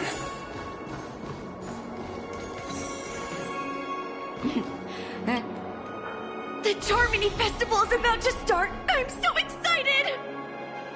Hey! You guys here for the Charmony Festival too? Well, I didn't come all the way here specially for the festival. Honestly, I don't really even know what it's about. But I heard it's a lot of fun! Well, back in my home world, Anaria, we have festivals like that all the time. My dad threw me a birthday party one time that was just as extravagant as the Charmony Festival. Oh, come on! The Charmony Festival is a once-in-an-Amber Era event! How can a birthday party compare? Well, you never know, right? Maybe on her world, birthdays only happen once in Amber Era. Anyway, let's forget about that. Have you heard about the, unsettling things happening in the dreamscape? Unsettling things? What could possibly go wrong? It better not ruin the Charmony Festival! I've been looking forward to it! Relax. With a big event like this, there's bound to be lots of gossip and rumors. Don't worry. If anything does happen, the family will be on top of it. Oh, that's a relief. I didn't come all this way to see the festival go down the drain. Well, looks like I won't get any fudging clues out of these two. They're clueless. At my age, what's left for me to dream about? Face recognition. Greetings. I'm Cody of the Bloodhound family, head of security for the hotel. How may I assist you? Hello. So, there's something I wanted to ask about. I've been hearing some unsettling rumors about certain incidents that might affect the Charmony Festival. Do you think there's anything to be worried about? I've traveled all the way from the Hayaii Federation, and I don't want my trip to be ruined. What do you mean? Wait. You haven't heard? I'm not sure where you heard those rumors, but they're completely baseless. I can assure you, as a representative of the Bloodhound family, that everything is going smoothly for the Charmony Festival. At present, all of the families are focused on making sure the festival starts on time. Even the Dream Master himself has arrived. So don't worry, your trip won't be in vain. That's a relief to hear. She doesn't appear to be acting. So, it seems that even the hotel staff are out of the loop. Back already? Hasn't she returned yet? Nope. I'm starting to wonder if sending her to contact Sunday was a good idea. Neither the staff nor the guests seem to know anything about what's happening in the dreamscape, and wherever we go, all we see is people enjoying themselves. Definitely not a good sign. I agree. Another unusual thing is that the Oak family is supposed to be in charge of organizing the council and managing everything inside and outside the dreamscape. However, I walked around the hotel, but didn't meet a single member of the Oak family on such an important day. Well, I'll be forked. If I remember correctly, the head of the Oak family is that Sunday guy, right? We shouldn't linger here too long. Let's go back to the Express for now. Not so fast. Have you ever robbed the IPC, bro? If you run away now, everyone will be chasing after you. Are you suggesting we sit here and do nothing? I wouldn't say do nothing. But let's stay put for now. Even if the family has ulterior motives, they couldn't have anticipated us showing up here. We're the surprise factor for them. They don't want to attract unwanted attention from certain outsiders, so they won't do anything reckless. See? The IPC lackeys are keeping a close eye on this hotel. If I were a family member, I'd find an official excuse and keep the surprise factors here. If we just wait here, that would be like walking into their trap. Of course, we don't need to walk into their trap. I gave a backup plan to the memo keeper. If it turns out we won't be allowed to enter the dreamscape, she'll order a drink for me in the VIP lounge at the hotel. In reality... A secret signal. That's right. Oh, a concrete object can indeed help the Memo Keeper establish a connection with you. But Boot Hill, if you have more backup plans in the future, I hope you'll let me know in advance. I'm sorry, but it's one of my quirks. I have too many unreliable friends. And if I reveal that I have backup plans, things can go awry. And that would leave all backup plans completely useless. How do we get into the VIP lounge? This is where my street smarts come into play.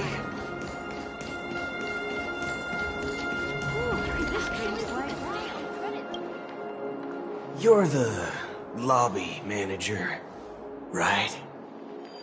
Yes, I am. How may I assist you? We're the Nameless from the Astral Express. We wanted to check in, but there's something wrong with your system. The lady at the front desk said she would contact the manager, but now she's nowhere to be found. Now, we've been waiting here forever, without any food or water. What the fork, man? Is this how the family treats its guests? Is this your idea of street smarts? Starting an altercation? It's called standing up for your rights. I apologize for the inconvenience. Please wait while we try to contact Mr. Sunday. I'll arrange 2 premium seats in the VIP lounge so you can rest there while you wait. See? Just like that. Just don't call yourself Nameless next time. Wow, this bar's something else. Certainly worthy of the planet of festivities. One peach soul glad, shaken, not stirred. Good evening, gentlemen. Hey, I have an order for a bottle of Hasdana's White Oak. Can you help us find it? Hasdana's White Oak? I think there might be a misunderstanding. We don't serve that here. Oh, no way. Are you sure you're not mistaken? If someone had reserved such a beverage, I would definitely remember it. It sells for hundreds of thousands of credits per bottle, after all. I couldn't afford to cover for such an item if it were broken or lost. That's strange. Well, could it be that the Memo Keeper couldn't afford it? Then what should we do now? Oh, no need to rush. Well, let's grab some drinks first. Maybe I arrived too early and he hasn't come yet. Now, let's see what kind of juice malts you all have here. Well, give me a glass of Heenum Valley, 40 years. I'll have it neat. No ice. Well, that's the most expensive one on the list. You have a taste for the finer things. It's on the house, anyway. What can I get for you? Anything you recommend is fine. Then I would recommend today's special, Glass Village. It's classic Soul Glad mixed with Laboon juice. It's refreshing and suits your cool demeanor. Just 1 minute. This flavor. Dynamite barbecue with rocket fuel. Ooh, really hits the spot. Truly the finest sherry cask aged malt juice in the cosmos. Dynamite barbecue with rocket fuel. Is that really something that humans enjoy? Hey, this guy doesn't know anything at all. As long as you're satisfied, dear guests, please enjoy. let's give the Memo Keeper another half-system hour. If she doesn't show up, we'll need to come up with a new plan. In the meantime, let's take stock of the situation. What do you think? The situation is unclear. Something must have happened on the planet of festivities, but the public is unaware of it. Someone in a position of power within the family must be covering it up. It's unusual for the followers of the Harmony to invite other factions, let alone the IPC and the Masked Fools. If what you said about the Emanator of the Nihility is true, the situation in Penacony is a little complicated, to say the least. Actually, there's something else I'm concerned about. Regarding Acheron. As you know, the faction that follows the path of the Hunt are some of the most dangerous folks in the cosmos to mess with. I mean, who in their right mind would impersonate the Xianzhou Alliance or the Galaxy Rangers? It's like asking for a death wish. Isn't there a saying among the Xianzhou people that the Rainbow Sect lets their luck's arrow do all the beating? Talking. Do all the talking. Well, you know what I mean. Even though the Galaxy Rangers have been out of sight for years, we've been keeping an eye on this region. Even the dumbest criminals know better than to mess with the Annihilation Gang, much less the Rangers.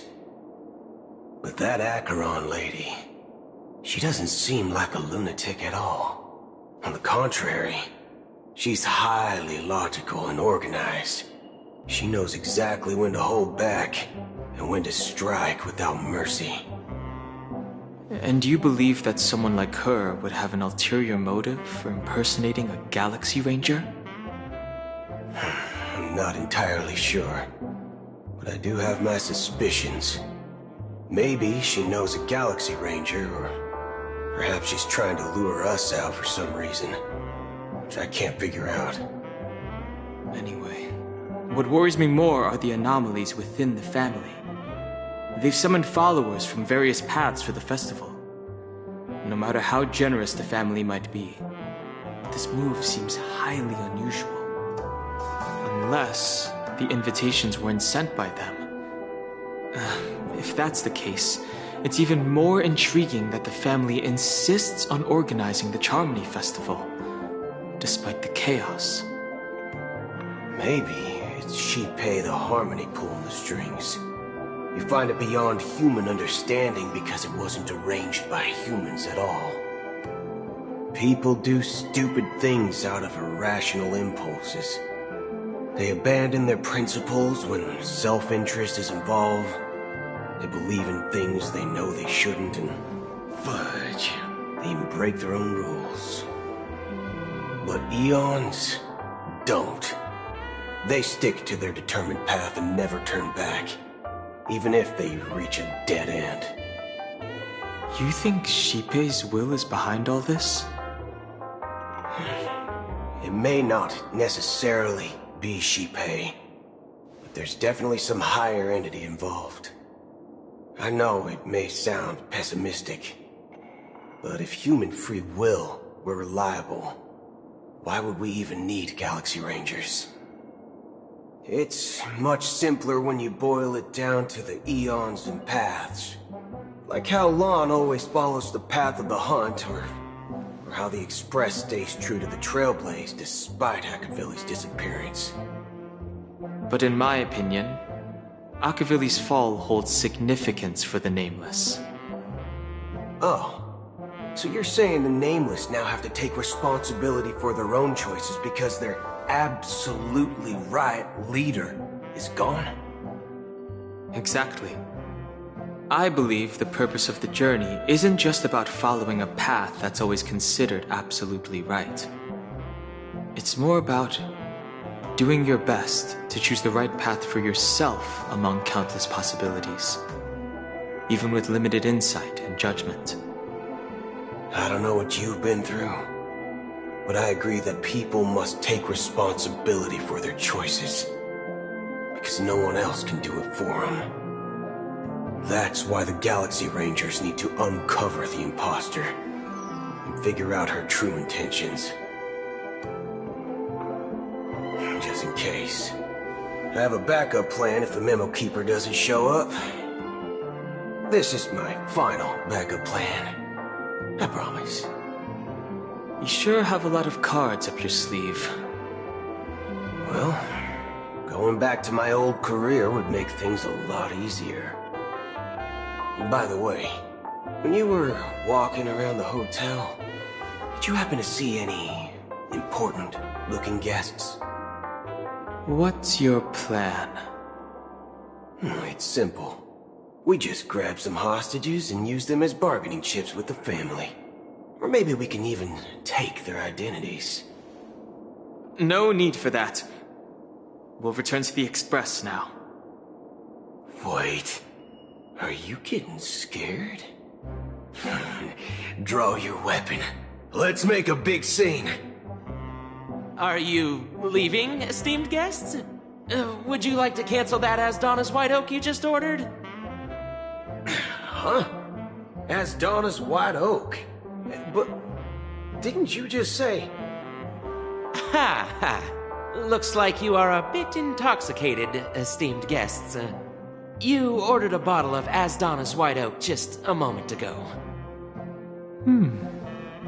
Looks like your Memo Keeper friend has finally arrived. Oh, right. Sorry, my memory's not the best. You know, too many modifications and all. Anyway, let me check. Well, fork me. It says Donna's White Oak, all right. And there's a note. I'll be waiting for you on the Astral Express. No mistake. That's her message to you. She knew the hotel wasn't safe, so she suggested we find another place. Well, looks like we took a detour, but now it's back to the Astral Express. So, what are we waiting for? Let's go.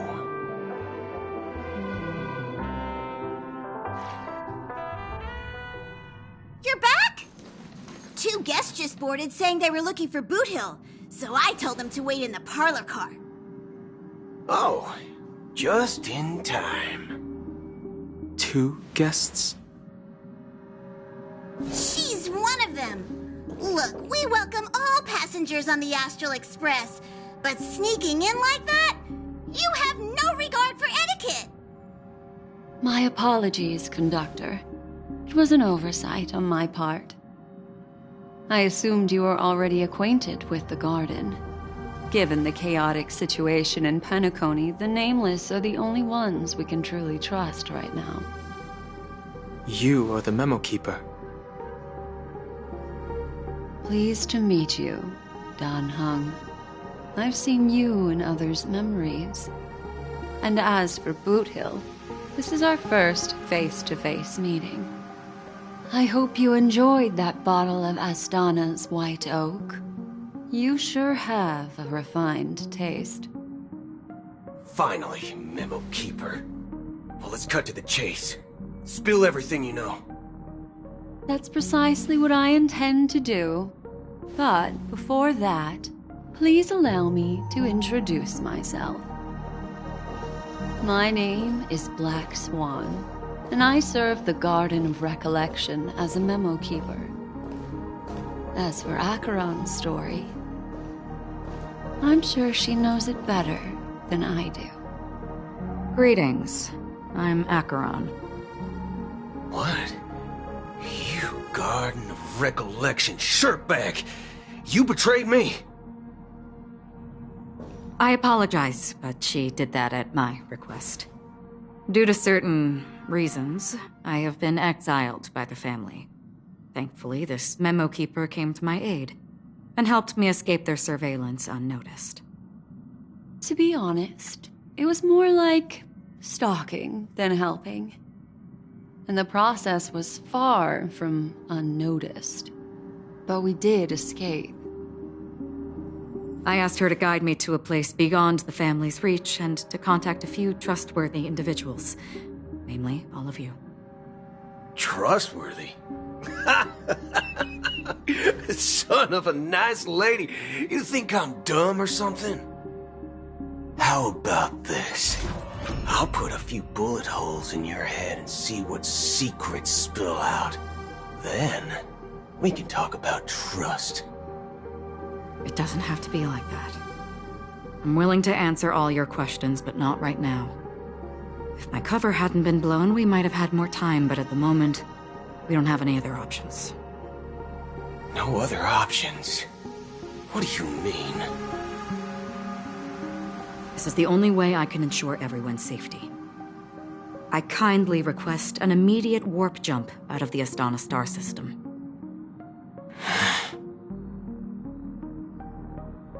This passenger is requesting... As far as I can tell, she's not a threat, and seems to be telling the truth. I've briefly traveled with your companions and know their whereabouts, Dan Heng. Please rest assured, your nameless companions are safe, but they need our help. As for Boot Hill, you may have guessed. I've been waiting for you. Galaxy Rangers are known for their elusive nature and limited contact with each other, so this was the only way I could reach out to you. Only by doing this can I find a true Galaxy Ranger and fulfill a long-standing promise. To return his relics to their rightful owner. Someone once told me that every rainfall is like a gift from the heavens, a sign of their mercy upon the world. Raindrops are said to be the tears of the gods, shed in response to the sorrows of the world. Their constant pouring is a reminder that the gods haven't abandoned us yet. So, how long has this rain been going on for? I used to believe, just like you, that it would eventually stop. Years and decades passed. And in the end, such hope faded away before the rain did. Looks like the god you mentioned doesn't exist after all.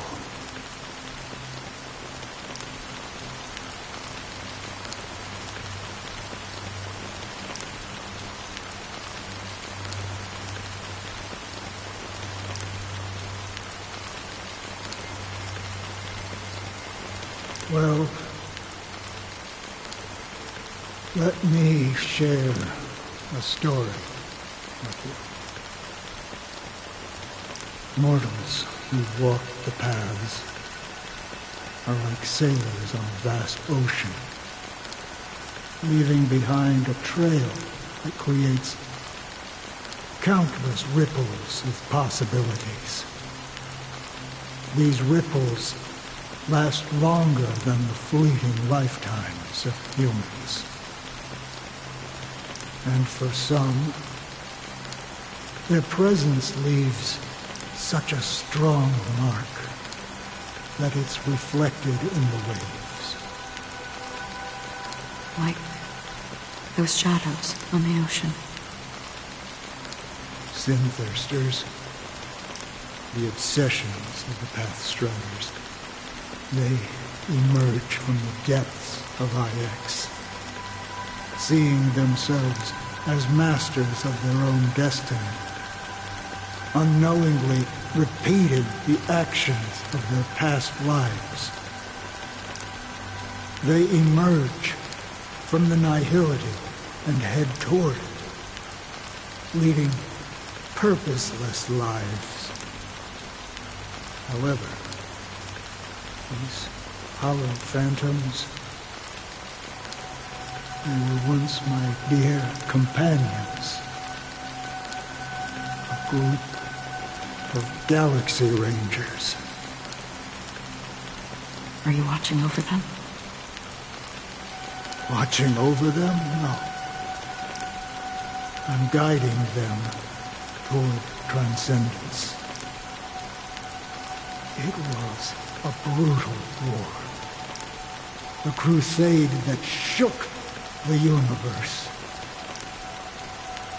The universe witnessed the fall of Zulo, the Lord Ravager, but it came at a price. A price so hefty that only those who were there still remember. The unwavering determination of the Hunt followers persists even in death. So someone must guide these lost souls to their life beyond. They were heroes in their time, and they shouldn't be reduced to mere puppets of nihility. As for me, I've suffered too many losses on that battlefield to advance any further. And that makes me the most fitting person to carry out this task. But you know, these sin thirsters, they're not who they used to be. Does this seem pointless to you? Well, some tasks have to be done, even if they are pointless.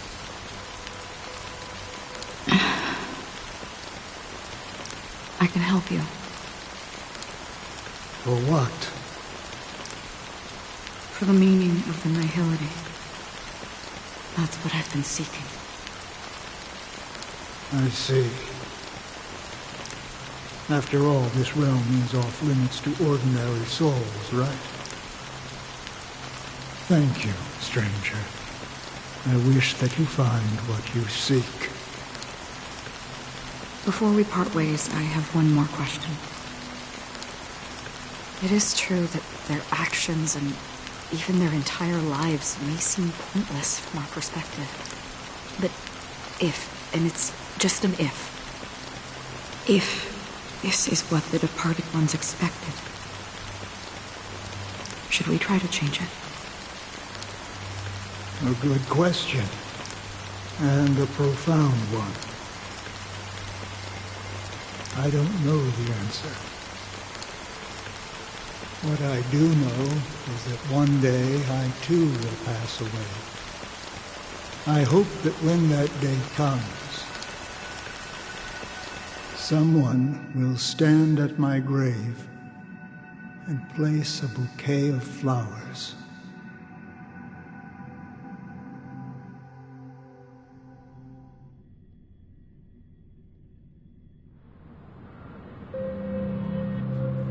When I appeared as a child, my speech, mindset, and soul reflected immaturity and innocence. As I grew into adulthood, I left behind my childlike side.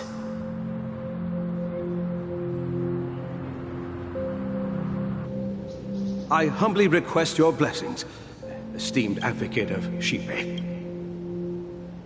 Come to me, my kinship. I have sought their presence with us. As you wish. I have faithfully served the Alfalfa family for nearly a decade, promoting the path of the harmony to the best of my ability. However, I made a mistake yesterday. While I was preparing dinner for the family head, I accidentally dropped a prepared dish on the floor. Out of laziness, I lied and claimed that everything was ready. Although the head has dismissed me as punishment, it has been tough to sleep with the guilt still gnawing at me, as I worried that the seeds of evilness may have taken root in my soul. So, I confess to you now to seek atonement for my sins. Do you sincerely repent and vow to change your ways? Yes. Have you examined your soul and confessed all your sins? Yes. Are you willing to accept the process of atonement? Yes. Very well. Show your dedication and goodwill to the family, and you shall be reinstated among them. Now, please, leave in peace. Oh, praise Sheepy. And thank you, esteemed advocate. Next, please step forward. I wholeheartedly confess to you. Please, pardon my sins. Rest assured, I have implored their presence to be with us. As long as you are sincere, absolution will be granted. Oh, great. You know, I arrived in Penacony as a stowaway. I sold everything to get a ticket. My house, my land, and my 2 children. I see. Please, go on. My children were starving, and I hoped they'd have a chance at survival if they became slaves here. If I can strike it rich here, I'll lift them out of that situation and give them the life they deserve. But the Bloodhound family got wind of it. They're on my tail, hunting me down. I thought I could bring my kids here. It was all my fault. All my fault. The family is ready to forgive all sinners. I'll ask the Bloodhound family to cease their pursuit. You don't need to live in fear anymore. Oh, thank you. Thank you. I'll work my hardest to redeem my children and make them part of the family. Praise the harmony! Next, please step forward. Hey! Long time no see, Mr. Sunday. The most esteemed individual in Penacony, and the next leader of the Oak family, right? I have sought their presence with us. Let us proceed. Sure. Let's just get this over with. I have sinned. Please forgive me. I wasted half a pizza at breakfast, and a bottle of Soul Glad. That's it. Nothing more. When we wrap this up, I've got a robo-ball game to catch, you know? Do you seek to atone for your sins through good deeds? My sins? Starting to sound like a saint, huh? Well, let me tell you something. Neither the family nor you have the right to judge me. You think nobody knows what your precious family has done? About the watchmaker? Huh? Don't kid yourself, Featherbrain. Those dream chasers might be fooled by your act, but don't fool yourself. Before you start spouting off your holy verses, answer me this. Where does the power of the Oak family come from? And your power? What makes you think you can sit there all high and mighty, looking down on everyone else? Well, I've spent enough time in confession today to enter the Harmony's paradise, right? Then I'll take my leave. Good luck with your election, and, don't make me regret my investments in you.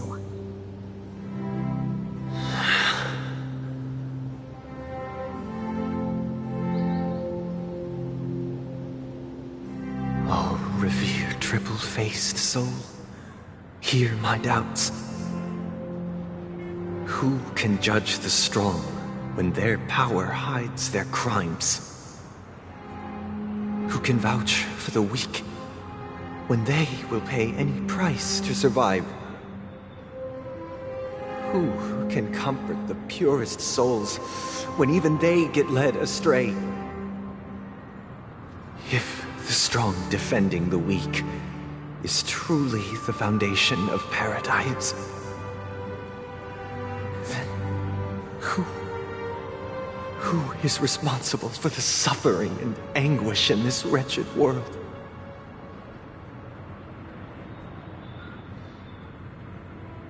Brother? Brother? Brother, are you all right? I'm fine. I've been working long hours, and I just made a trip to Dreamflux Reef and back. So, I'm a bit out of sorts. But it'll all be over before we know it. You've been working non-stop on the Charmony Festival, Mr. Sunday, and no one could have predicted this incident. Even if the Stellaron does pose a grave threat, I still feel sorry for all the trouble we've caused you. No need to worry about troubling anyone. The Charmony Festival was meant to spread joy and harmony across the cosmos. But now that we know the truth, I'm afraid we'll have to cancel it.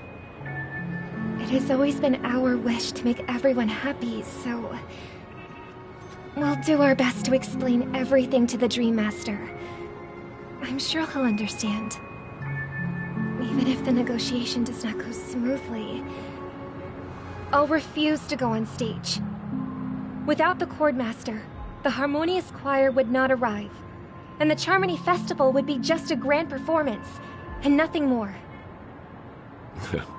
I'm relieved to see your determination. You know, since arriving in Penacony, we haven't had any contact with this Dream Master himself. I'd heard of the heads of the 5 major lineages, but the Dream Master is a mystery to me. The Dream Master rarely grants an audience, even for us. But, given the urgency of the situation, he's agreed to meet us in person. Perhaps he'll be the first guest to meet the Dream Master in years, Mr. Yang. Let's hope we can reach a consensus that satisfies everyone. Indeed. Let us hope so. It's about time. We'll have to get ready for the meeting. I apologize for any inconvenience caused by the urgency. Don't worry. I'll be waiting here. It's Mr. Sunday! Hey, come over here! Looks like someone needs help. Let's go check it out.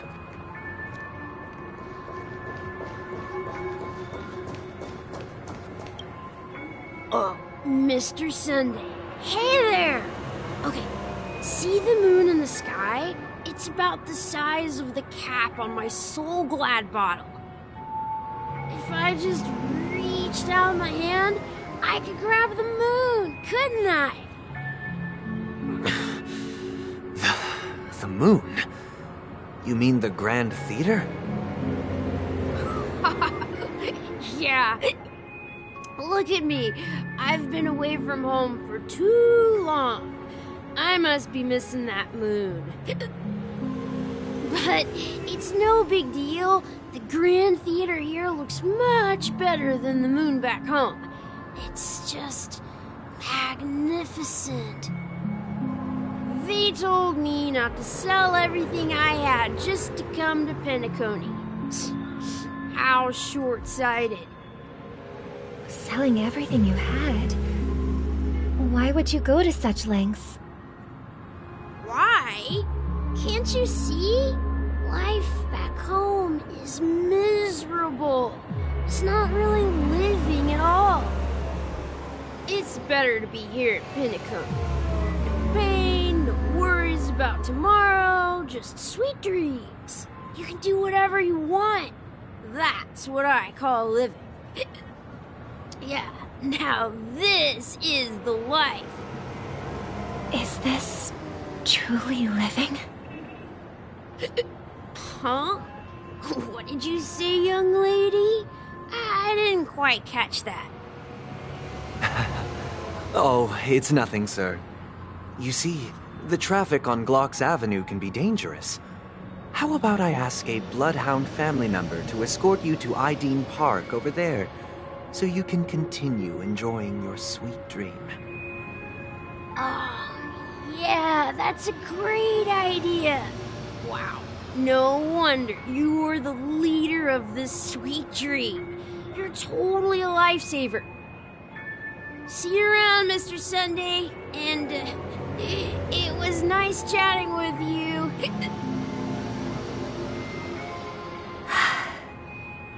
What's up, sister? This is the land of the dreams. But why do they live like this? The man we ran into, he doesn't seem happy at all. Even though sweet dreams are nice, they're just illusions. But for him, they're the only way to survive, even if it means giving up on reality. That's not really living at all. I suppose you have a point. But, in my opinion, that's how most people live their lives. Why do you say that? You think that man is not actually living, but that's not quite accurate. Even without Penacony, people create their own illusions called self-value. People believe they have a predetermined value to fulfill. Gaining value means gaining power, and those deemed worthless are seen as the weak. However, value doesn't come out of thin air, and there's a limit to it. To accumulate value, people have to take from others. So, the weak get exploited and oppressed. Are you suggesting that this is not how things should be? Exactly. But, ironically, people don't think there's anything wrong with it, because they uphold the illusory notion of self-value, and even the weak believe in it. The survival of the fittest. That's where all the tragedies in the world come from. People come to the sweet dream in Penacony to escape from that reality and find solace. No tragedies exist here, only happiness, although in its nascent form. Isn't that the same paradise we yearn for in our dreams? Perhaps that man is just an exception. Let's not jump to conclusions. We should experience the dreamscape ourselves, just as I did at Dreamflux Reef. Yes, seeing is believing. I'll accompany you. The Dream Master hasn't shown up yet, so we have some time for a stroll.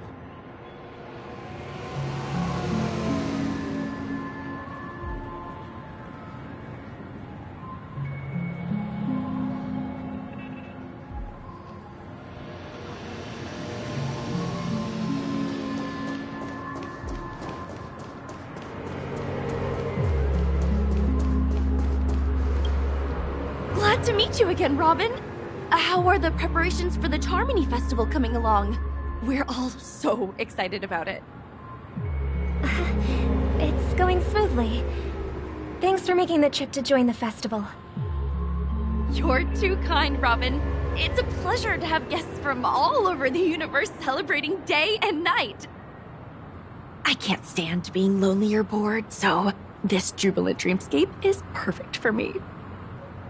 But if this went on forever, would it get boring too?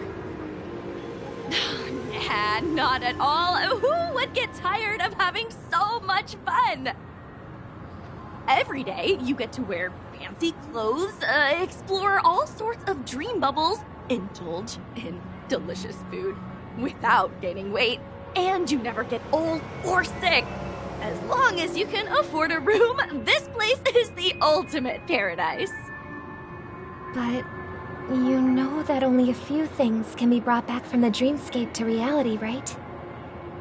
That's exactly why I don't plan on bringing anything back. Just enjoying the dream itself is good enough for me. I mean, I'm not one of those long-living species. I only have around 60 or 70 years in this lifetime, and there's so much to worry about. Being happy here is pure bliss. Only in this sweet dream can I truly feel like I'm in control of my life and fate. Who would want to go back to reality after experiencing this bliss?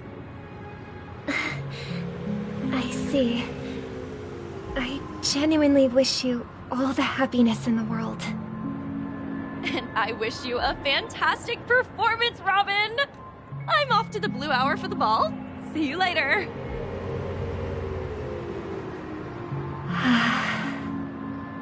Seems like that guest's perspective didn't resonate with you either. She had a valid point. I could sense her genuine happiness. It's just that... What you're trying to say is, she thinks she's in control of her life. But in reality, she's just escaping from reality and seeking solace in this sweet dream. Once she steps out of this sanctuary, everything will be lost. Well, she did make mention of being able to afford a room. Didn't she? However, the paradise in our dreams, it doesn't have to end. No. And the paradise we yearn for shouldn't be just a fleeting dream either.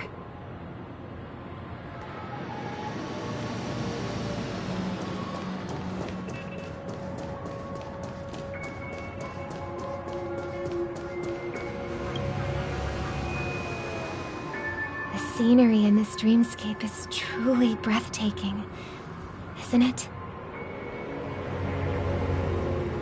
Oh, Robin. Can't believe I'm meeting you in person here. What an honor. You're right. Even though time stands still in this dreamscape, it always feels fresh. I find something new every time.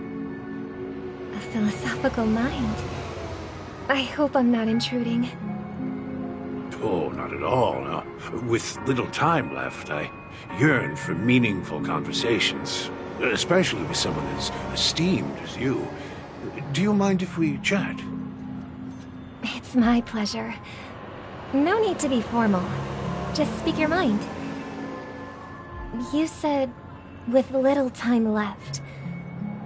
Please, forgive me for being blunt. But is that why you came to Penacony? Yeah. I was part of a war, and while escaping from the Sarkosian mothership, I got exposed to some radioactive materials. And then, all my comrades died, and my hometown was wiped out by neutron bombardments. I couldn't bear to live with everything I knew gone. That's when I heard about a possible solution here, so I came. How heart-wrenching. I hope the family has been able to help you. They have, and I'm truly grateful for that. They provided me with a comfortable room, the most advanced life support devices in the cosmos, and a stellar team of caregivers.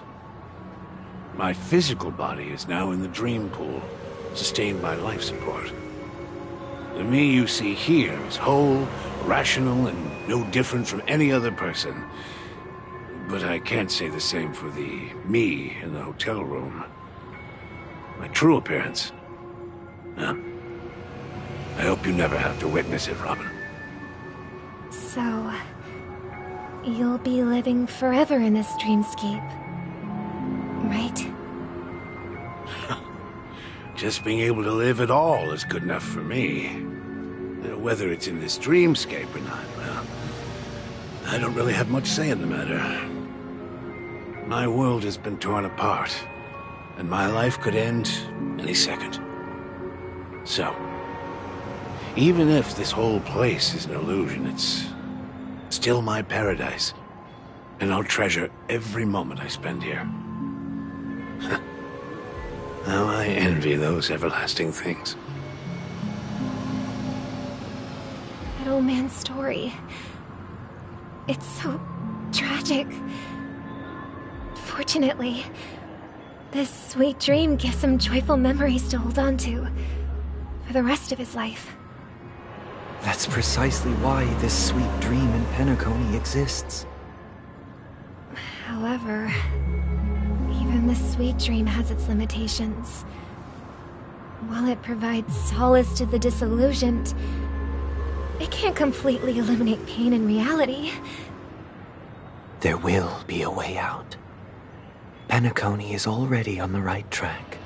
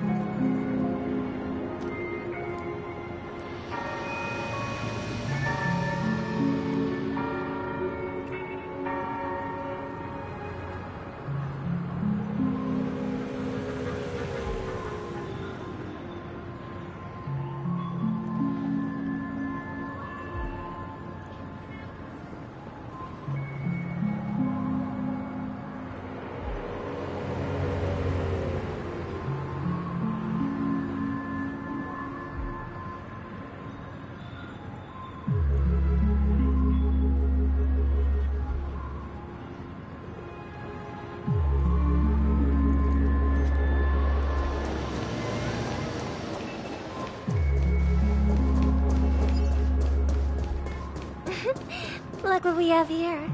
A lovely young lady. Brother, what a surprise to see you again. Show yourself. Your trick won't work on us. I've heard that a skilled masked fool received an invitation too. That must be you, right? Did you enjoy yourself? Barely. The people here are way too gullible. A little bait is all it takes for them to bite. And they run away at the slightest hint of danger. In other words, they're naive and cowardly. Now that you've had your fill, it'd be wise to leave before it's too late. The music of the harmony doesn't tolerate discord. What? Now that you have the real Robin, I'm useless? Oh, how disheartening. I've done so much for the family. You should be thanking me, because if it weren't for me cleaning up this mess, Penacony would still be in shambles. Don't you think? That was a personal request from the head of the Iris family, and it has nothing to do with us. Step aside and stop causing trouble for the Charmony Festival. The Charmony Festival? You think you can scare me?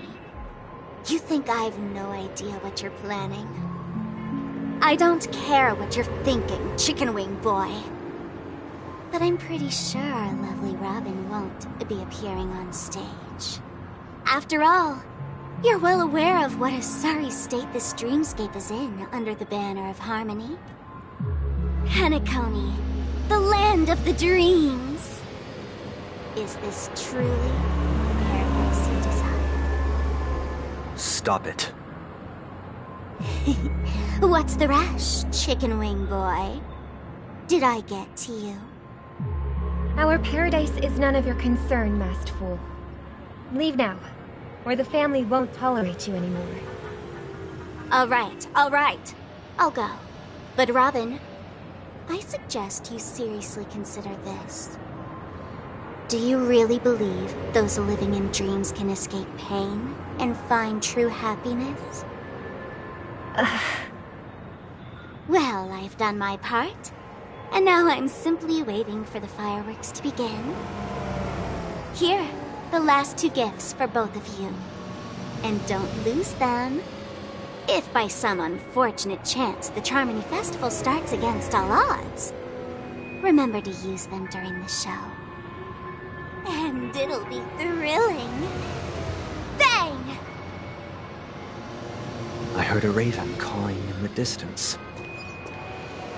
It seems the Dream Master will arrive soon.